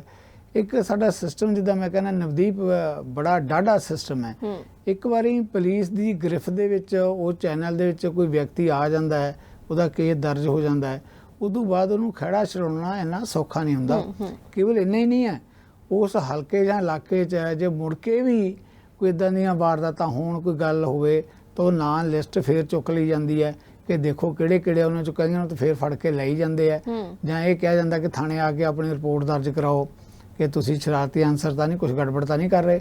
ਸੋ ਇਦਾਂ ਬਹੁਤ ਸਾਰੇ ਪਰਿਵਾਰਾਂ ਨੂੰ ਇਦਾਂ ਦੀਆਂ ਮੁਸ਼ਕਲਾਂ ਦਾ ਸਾਹਮਣਾ ਕਰਨਾ ਪੈਂਦਾ। ਕੁਝ ਇਹ ਤਾਂ ਨਵਦੀਪ ਸਮਾਂ ਹੀ ਦੱਸੇਗਾ। ਇਹ ਵੀ ਕਿਹਾ ਜਾ ਰਿਹਾ ਹੈ ਕਿ ਜੋ ਜਲੰਧਰ ਦੀ ਉਪ ਇਲੈਕਸ਼ਨ ਹੋ ਰਹੀ ਹੈ ਪਾਰਲੀਮੈਂਟ ਦੀ, ਉਸ ਇਲੈਕਸ਼ਨ ਦੇ ਵਿੱਚ ਕਿਤੇ ਸਿੱਖ ਮਾਸੇ ਦੇ ਕਿਸੇ ਦਾ ਮੂਡ ਜਿਹੜਾ ਹੈਗਾ ਉਹ ਆਪ ਸਰਕਾਰ ਦੇ ਖਿਲਾਫ ਇਸ ਕਰਕੇ ਹੈ ਕਿ ਸਰਕਾਰ ਵੱਲੋਂ ਕਈ ਨਿਹੱਥੇ ਨੌਜਵਾਨਾਂ ਨੂੰ ਜਿਹੜਾ ਹੈਗਾ ਪੁਲਿਸ ਵੱਲੋਂ ਫੜਿਆ ਗਿਆ, ਉਹਨਾਂ ਤੇ ਕੇਸ ਬਣਾਏ ਗਏ, ਉਹਨਾਂ ਦੇ ਮਾਪਿਆਂ ਨੂੰ ਪਰੇਸ਼ਾਨ ਕੀਤਾ ਗਿਆ। ਕਿਉਂਕਿ ਜਿਹੜਾ ਅੰਮ੍ਰਿਤਪਾਲ ਦਾ ਵਿਚਰਨ ਦਾ ਜਿਹੜਾ ਏਰੀਆ ਸੀ, ਉਹ ਕਾਫੀ ਜਿਹੜਾ ਹੈਗਾ ਉਹ ਘਟਨਾਵਾਂ ਜਿਹੜੀਆਂ ਹੈਗੀਆਂ ਉਹ ਜਲੰਧਰ ਦੇ ਇਲਾਕੇ ਨਾਲ ਵੀ ਸੰਬੰਧਿਤ ਹੈਗੀਆਂ। ਸੋ ਜਦੋਂ ਇਹਦੇ ਇੰਪੈਕਟ ਸਾਹਮਣੇ ਆਉਂਦੇ ਆ ਨਾ, ਬਾਅਦ 'ਚ ਪਤਾ ਲੱਗਦਾ। ਹੁਣ ਤੁਸੀਂ ਅਸਾਮ ਦੀ ਜੇਲ੍ਹ ਦੀ ਗੱਲ ਕੀਤੀ ਹੈ, ਉੱਥੇ ਉਹਨਾਂ ਦੇ ਪੇਰੈਂਟਸ, ਉਹਨਾਂ ਦੇ ਸਕੇ ਸੰਬੰਧੀ ਰਿਸ਼ਤੇਦਾਰ, ਐਡਵੋਕੇਟ ਜਾ ਕੇ ਆਏ ਆ। ਇੱਕ ਦੋ ਨੂੰ ਮੈਂ ਉਹਨਾਂ ਨੂੰ ਸੁਣਿਆ ਵੀ ਹੈ, ਉਹਨਾਂ ਨੇ ਕਿਹਾ ਵੀ ਹੈ ਕਿ ਸਾਡੇ ਨਾਲ ਕੋਈ ਇੱਦਾਂ ਦੀ ਕੋਈ ਬਹੁਤ ਵੱਡੀ ਕੋਈ ਮਾਰਕੁੱਟ ਜੇਲ੍ਹਾਂ ਦੇ ਅੰਦਰ ਜਿਹੜਾ ਹੈਗਾ ਟੌਰਚਰ ਇੱਦਾਂ ਦੀ ਕੋਈ ਗੱਲ ਨਹੀਂ ਹੈਗੀ। ਪੁੱਛਗਿੱਛ ਹੁੰਦੀ ਹੈ ਜਾਂ ਹੋਈ ਹੈ, ਪਰ ਬਹੁਤ ਵੱਡੀ ਤਸੀਹਾ ਦੇਣ ਵਾਲੀ, ਜਿਵੇਂ ਅਕਸਰ ਕਿਹਾ ਜਾਂਦਾ ਕਿ ਜੇਲ੍ਹਾਂ 'ਚ ਜਾ ਕੇ ਤਾਂ ਪਤਾ ਨਹੀਂ ਕਿਸ ਤਰ੍ਹਾਂ ਟੌਰਚਰ ਕੀਤਾ ਜਾਏਗਾ, ਉਹ ਉਹਨਾਂ ਦੇ ਰਿਸ਼ਤੇਦਾਰਾਂ ਵੱਲੋਂ ਹੀ ਕਿਹਾ ਜਾ ਰਿਹਾ। ਪਰ ਇਹਦੇ ਬਾਵਜੂਦ ਇੱਕ ਗੱਲ ਤਾਂ ਬੜੀ ਸਾਫ਼ ਹੈ ਕਿ ਜੇ ਕਿਸੇ ਨੇ, ਕੋਈ ਤੁਹਾਨੂੰ ਲੱਗਦਾ ਵੀ ਉਹਨੇ ਕ੍ਰਾਈਮ ਕੀਤਾ ਹੈ ਜਾਂ ਪਿਛੋਕੜ 'ਚ ਕੋਈ ਜਾਣਕਾਰੀ ਤੁਹਾਡੇ ਕੋਲੇ ਸੋਲਿਡ ਹੈ ਵੀ ਹੈ, ਸਬੂਤ ਹੈ ਪੁਲਿਸ ਕੋਲੇ, ਤਾਂ ਪੰਜਾਬ ਦੀਆਂ ਐਡੀਆਂ ਵੱਡੀਆਂ ਜੇਲ੍ਹਾਂ ਪੰਜਾਬ 'ਤੇ ਰੱਖਿਆ ਜਾ ਸਕਦਾ ਸੀ। ਜਿਹੜਾ ਤੁਸੀਂ ਅਸਾਮ ਲੈ ਕੇ ਗਏ ਹੋ ਨਵਦੀਪ, ਇਹ ਕਹਿਣ ਦੀ ਗੱਲ ਹੁੰਦੀ ਹੈ, ਹੁੰਦਾ ਬੜਾ ਮੁਸ਼ਕਿਲ ਹੈ ਕਿ ਜਿੱਥੋਂ ਦੀ ਨਾ ਤੁਹਾਨੂੰ ਭਾਸ਼ਾ ਸਮਝ ਹੋਵੇ, ਨਾ ਜਿੱਥੋਂ ਦਾ ਵਾਤਾਵਰਨ ਤੁਹਾਨੂੰ ਜਿਹੜਾ ਹੈਗਾ ਚੰਗਾ ਲੱਗਦਾ ਹੋਵੇ, ਉੱਥੇ ਅਸਾਮ ਦੇ ਵਿੱਚ ਉਸ ਖੇਤਰ ਦੇ ਵਿੱਚ ਬਾਰਿਸ਼ਾਂ, ਮਾਹੌਲ, ਹੁਮਸ, ਹੋਰ ਤਰ੍ਹਾਂ ਦਾ ਮਾਹੌਲ ਹੈ, ਹੋਰ ਤਰ੍ਹਾਂ ਦੀ ਲੋਕਾਂ ਦੀ ਆਪਣੀ ਉਹਨਾਂ ਦੀ ਜ਼ੁਬਾਨ, ਕੋਈ ਉਹ ਪੰਜਾਬੀ ਨੂੰ ਸਮਝ ਨਹੀਂ ਸਕਦੇ। ਜਿਹੜੇ ਉੱਥੇ ਅਧਿਕਾਰੀ ਵੀ ਲਾਏ, ਕਈ ਵਾਰੀ ਤਾਂ ਨਵਦੀਪ ਜਾਣਬੁੱਝ ਕੇ ਹੋਏ ਜਿਹੇ ਅਧਿਕਾਰੀਆਂ ਦੀ ਡਿਊਟੀ ਲਾਈ ਜਾਂਦੀ ਹੈ ਤਾਂ ਕਿ ਜਿਹੜਾ ਜੇਲ੍ਹ 'ਚ ਕੈਦੀ ਹੈ ਉਹਦੀ ਭਾਸ਼ਾ ਉਹਨੂੰ ਨਾ ਸਮਝ ਆਵੇ, ਤੇ ਉਹ ਜਿਹੜਾ ਅਧਿਕਾਰੀ ਹੈ, ਅਧਿਕਾਰੀ ਨੂੰ ਪੰਜਾਬੀ ਦੀ ਭਾਸ਼ਾ ਨਾ ਸਮਝ ਆਵੇ। ਸੋ ਜਿਹੇ ਹਾਲਾਤ ਤੁਸੀਂ ਪ੍ਰਕਾਸ਼ ਸਿੰਘ ਬਾਦਲ ਦਾ ਪਹਿਲਾਂ ਆਪਾਂ ਜ਼ਿਕਰ ਕਰਦੇ ਸੀ ਨਾ, ਇੱਕ ਦੋ ਵਾਰ ਮੀਡੀਆ ਨੂੰ ਸੰਬੋਧਨ ਕਰਦਿਆਂ ਪ੍ਰਕਾਸ਼ ਸਿੰਘ ਬਾਦਲ ਦੇ ਮੂੰਹੋਂ ਮੈਂ ਗੱਲ ਸੁਣੀ ਕਿ ਜੀ ਸਾਊਥ ਦੀ ਕਿਸੇ ਜੇਲ੍ਹ 'ਚ ਸਾਨੂੰ ਉੱਥੇ ਸੁੱਟਤਾ ਉਹਨਾਂ ਨੇ, ਤੇ ਉਹ ਜੇਲ੍ਹ ਦੇ ਅੰਦਰ ਇਸ ਤਰ੍ਹਾਂ ਦੇ ਜਿਹੜੇ ਕਹਿੰਦੇ ਸਾਡੇ ਤੇ ਡਿਊਟੀ ਲਾਈ ਗਈ, ਜਿਹੜੇ ਜੇਲ੍ਹ ਵਾਰਡਨ ਦੀ ਜਾਂ ਜਿਹੜੇ ਕਰਮਚਾਰੀ ਉੱਥੇ ਕੰਮ ਕਰਦੇ ਸੀ, ਕਿ ਨਾ ਤਾਂ ਉਹਨਾਂ ਨੂੰ ਹਿੰਦੀ ਆਉਂਦੀ ਸੀ, ਨਾ ਉਹਨਾਂ ਨੂੰ ਪੰਜਾਬੀ ਆਉਂਦੀ ਸੀ। ਔਰ ਬਹੁਤੇ ਕਈ ਸਟੇਟਸ ਇਹੋ ਜਿਹੀਆਂ ਹੈਗੀਆਂ ਜਿੱਥੇ ਉਹਨਾਂ ਨੂੰ, ਜਿਵੇਂ ਆਪਾਂ ਕਾਮਨ ਲੈਂਗੁਏਜ ਇਸਤੇਮਾਲ ਕਰਦੇ ਹਾਂ ਇੰਗਲਿਸ਼ ਵੀ ਨਹੀਂ ਆਉਂਦੀ, ਉੱਥੋਂ ਦੀ ਲੋਕਲ ਭਾਸ਼ਾ 'ਚ ਹੀ ਜਾਣਦੇ ਹੁੰਦੇ, ਕਿਉਂਕਿ ਛੋਟੇ ਪੱਧਰ ਦੇ ਅੰਪਲਾਈ ਹੁੰਦੇ ਆ, ਉਹ ਆਪਣਾ ਐਜੂਕੇਸ਼ਨ ਮਿਨੀਮਮ ਲੈ ਕੇ ਕਿਤੇ ਨਾ ਕਿਤੇ ਭਰਤੀ ਹੋਣ ਦਾ ਮੌਕਾ ਮਿਲ ਗਿਆ ਚਲੇ ਗਏ। ਯਾਨੀ ਇਸ ਕਦਰ ਵੀ ਸਰਕਾਰਾਂ ਜ਼ਿਆਦਤੀ ਕਰਦੀਆਂ ਹੈ ਕਿ ਤੁਹਾਨੂੰ ਜੋ ਖਾਣ ਪੀਣ ਲਈ ਉੱਥੇ ਜੋ ਥੋੜਾ ਬਹੁਤਾ ਦੇਣਾ ਜੇਲ੍ਹਾਂ 'ਚ, ਉਹ ਤਾਂ ਦੇਣਾ ਹੀ ਦੇਣਾ ਹੈ, ਪਰ ਇਹ ਆਪਣੇ ਆਪ 'ਚ ਹੀ ਵੱਡਾ ਤਸ਼ੱਦਦ ਹੁੰਦਾ ਹੈ ਕਿ ਤੁਹਾਡੇ ਨਾਲ ਕੋਈ ਡਾਇਲਾਗ ਹੀ ਨਹੀਂ ਜੇਲ੍ਹ ਦੇ ਅੰਦਰ ਸਾਂਝਾ ਕਰਨ ਵਾਲਾ। ਸੋ ਇਸ ਤਰ੍ਹਾਂ ਦੀ ਜਿਹੜੀ ਗੱਲ, ਜਿਹੜੀ ਅਸਾਮ ਦੀ ਜੇਲ੍ਹ 'ਚ ਜਿਹੜੇ ਪੰਜਾਬੀ ਨੌਜਵਾਨ ਹੈ, ਵੱਡੀ ਉਮਰ ਦੇ ਆ ਜਿਹੜੇ ਭੇਜੇ ਗਏ ਹੈ, ਘੱਟੋ ਘੱਟ ਉਹਨਾਂ ਨੂੰ ਪੰਜਾਬ ਦੀਆਂ ਜੇਲ੍ਹਾਂ 'ਚ ਅਗਰ ਉਹਨਾਂ ਦੇ ਰਿਸ਼ਤੇਦਾਰਾਂ ਨੇ ਮੁਲਾਕਾਤਾਂ ਵੀ ਕਰਨੀਆਂ ਤਾਂ 2500 ਕਿਲੋਮੀਟਰਾਂ ਦਾ ਸਫ਼ਰ ਤੈਅ ਕਰਕੇ ਫਿਰ ਉਹਨਾਂ 'ਚੋਂ ਨਵਦੀਪ ਸਾਰੇ ਲੋਕ, ਇਹ ਤਾਂ ਹੈ ਨਹੀਂ ਕਿ ਬਹੁਤ ਵੱਡੇ ਜਿਹੜੇ ਹੈਗੇ, ਇਹ ਕੋਈ ਅੰਡਾਨੀਆਂ ਅੰਬਾਨੀਆਂ ਦੀ ਲੜਾਈ ਥੋੜੀ ਹੈ ਕਿ ਜਿਨ੍ਹਾਂ ਨੇ ਸਾਰੀ ਦੁਨੀਆ ਖਰੀਦੀ ਵੀ ਹੈ। ਇਹਨਾਂ 'ਚੋਂ ਤਾਂ ਹੋ ਸਕਦਾ ਕਿਸੇ ਕੋਲੇ ਕੋਈ ਜ਼ਮੀਨ ਦਾ 1 ਏਕੜ ਵੀ ਨਾ ਹੋਵੇ, ਕਿਸੇ ਕੋਲੇ 2 ਏਕੜ ਹੋਣ। ਉਹ ਜਿੱਦਾਂ ਦੇ ਹਾਲਾਤ ਆਪਾਂ ਕਿਸਾਨੀ ਦੇ ਸਾਰੇ ਜਾਣਦੇ ਹਾਂ, ਉਹ ਕਿੱਥੋਂ ਪੈਸਾ ਖਰਚ ਕਰਕੇ ਉੱਥੇ ਮੁਲਾਕਾਤਾਂ ਕਰਨ ਜਾਣਗੇ, ਕਿੱਥੋਂ ਆਪਣਾ ਹੋਰ ਪ੍ਰਬੰਧ ਕਰਨਗੇ। ਚੰਗੀ ਗੱਲ ਹੈ, ਚਲੋ SGPC ਦਾ ਤੁਸੀਂ ਜ਼ਿਕਰ ਕੀਤਾ, ਸ਼੍ਰੋਮਣੀ ਗੁਰਦੁਆਰਾ ਪ੍ਰਬੰਧਕ ਕਮੇਟੀ ਜਾਂ ਕੁਛ ਹੋਰ ਇੱਦਾਂ ਦੀਆਂ ਆਰਗੇਨਾਈਜੇਸ਼ਨਾਂ ਜਿਨ੍ਹਾਂ ਨੇ ਕਿਹਾ ਕਿ ਅਸੀਂ ਇਹਨਾਂ ਦੇ ਕੇਸ ਮੁਫਤ ਲੜਾਂਗੇ, ਅਸੀਂ ਕੋਈ ਪਰਿਵਾਰਾਂ ਤੋਂ ਪੈਸਾ ਟਕਾ ਨਹੀਂ ਲਵਾਂਗੇ। ਪਰ ਇਹਦੇ ਬਾਵਜੂਦ ਇਹ ਵੀ ਤਾਂ ਆਪਣੇ ਆਪ 'ਚ ਸਜ਼ਾ ਹੀ ਹੈ ਨਾ ਕਿ ਤੁਸੀਂ ਪਰਿਵਾਰਾਂ ਨਾਲੋਂ, ਆਪਣੇ ਲੋਕਾਂ ਨਾਲੋਂ, ਆਪਣੀ ਭਾਸ਼ਾ ਨਾਲੋਂ ਐਡੀ ਦੂਰ ਸੁੱਟ ਦਿੱਤਾ ਤਾਂ ਕਿ ਤੁਹਾਡੀ ਕਿਸੇ ਨਾਲ ਗੱਲ ਦੀ ਸਾਂਝ, ਘੱਟੋ ਘੱਟ ਉਹ ਪਰਿਵਾਰ ਇਹ ਮੰਗ ਕਰ ਰਹੇ ਕਿ ਜੇ ਹੋਰ ਕੁਝ ਨਹੀਂ ਕਰ ਸਕਦੇ ਤਾਂ ਉਹਨੂੰ ਪੰਜਾਬ ਦੇ ਅੰਦਰ ਤਾਂ ਲੈ ਕੇ ਆਓ। ਇਹ ਫੈਸਲੇ ਸਰਕਾਰਾਂ ਨੇ ਲੈਣੇ ਜੀ। ਜੀ ਬਿਲਕੁਲ ਸਿੱਧੂ ਸਾਹਿਬ, ਤੁਹਾਡਾ ਬਹੁਤ-ਬਹੁਤ ਧੰਨਵਾਦ। ਬਹੁਤ ਵਧੀਆ ਸਲੀਕੇ ਦੇ ਨਾਲ ਤੁਸੀਂ ਸਾਰੇ ਹੀ ਸਵਾਲਾਂ ਦੇ ਜਵਾਬ ਦਿੱਤੇ। ਦਰਸ਼ਕਾਂ ਦਾ ਬਹੁਤ-ਬਹੁਤ ਧੰਨਵਾਦ, ਤੁਸੀਂ ਸਾਡੇ ਇਸ ਪ੍ਰੋਗਰਾਮ ਨੂੰ ਬੇਹੱਦ ਪਿਆਰ ਕਰਦੇ ਹੋ। ਸ਼ੁਰੂਆਤ ਤੋਂ ਲੈ ਕੇ ਅਖੀਰ ਤੱਕ ਸਾਡੇ ਪ੍ਰੋਗਰਾਮ ਦੇ ਨਾਲ ਜੁੜੇ ਰਹਿੰਦੇ ਹੋ। ਬਹੁਤ ਸਾਰੇ ਸੁਨੇਹੇ ਨੇ ਜੋ ਫੇਸਬੁੱਕ ਤੇ YouTube ਦੇ ਜ਼ਰੀਏ ਸਾਡੇ ਤੱਕ ਪਹੁੰਚਦੇ ਨੇ। ਕੋਸ਼ਿਸ਼ ਕਰਦੇ ਹੁੰਦੇ ਹਾਂ ਕਿ ਉਹਨਾਂ ਸਾਰੇ ਹੀ ਸੁਝਾਵਾਂ ਨੂੰ ਤੇ ਸਾਰੇ ਹੀ ਸਵਾਲਾਂ ਨੂੰ ਸਮੇਂ ਸਿਰ ਤੁਹਾਡੇ ਨਾਲ ਡਿਸਕਸ ਕੀਤਾ ਜਾਵੇ, ਸਮੇਂ ਸਿਰ ਉਹਨਾਂ ਦੇ ਜਵਾਬ ਜ਼ਰੂਰ ਦਿੱਤੇ ਜਾਣ। ਸੋ ਅੱਜ ਦੇ ਇਸ ਪ੍ਰੋਗਰਾਮ ਦੇ ਵਿੱਚ ਆਣਾ ਹੀ ਜੀ, ਮਿਲਾਂਗੇ ਆਪਾਂ ਅਗਲੇ ਹਫਤੇ ਫਿਰ ਤੋਂ ਸਾਡੇ ਖਾਸ ਪ੍ਰੋਗਰਾਮ ਨਿਊਜ਼ ਬਿਹਾਈਂਡ ਨਿਊਜ਼ ਦੇ ਵਿੱਚ। ਤਦ ਤੱਕ ਦੇ ਲਈ ਸਾਨੂੰ ਦਿਓ ਇਜਾਜ਼ਤ। ਸਤਿ ਸ਼੍ਰੀ ਅਕਾਲ। ਸਤਿ ਸ਼੍ਰੀ ਅਕਾਲ।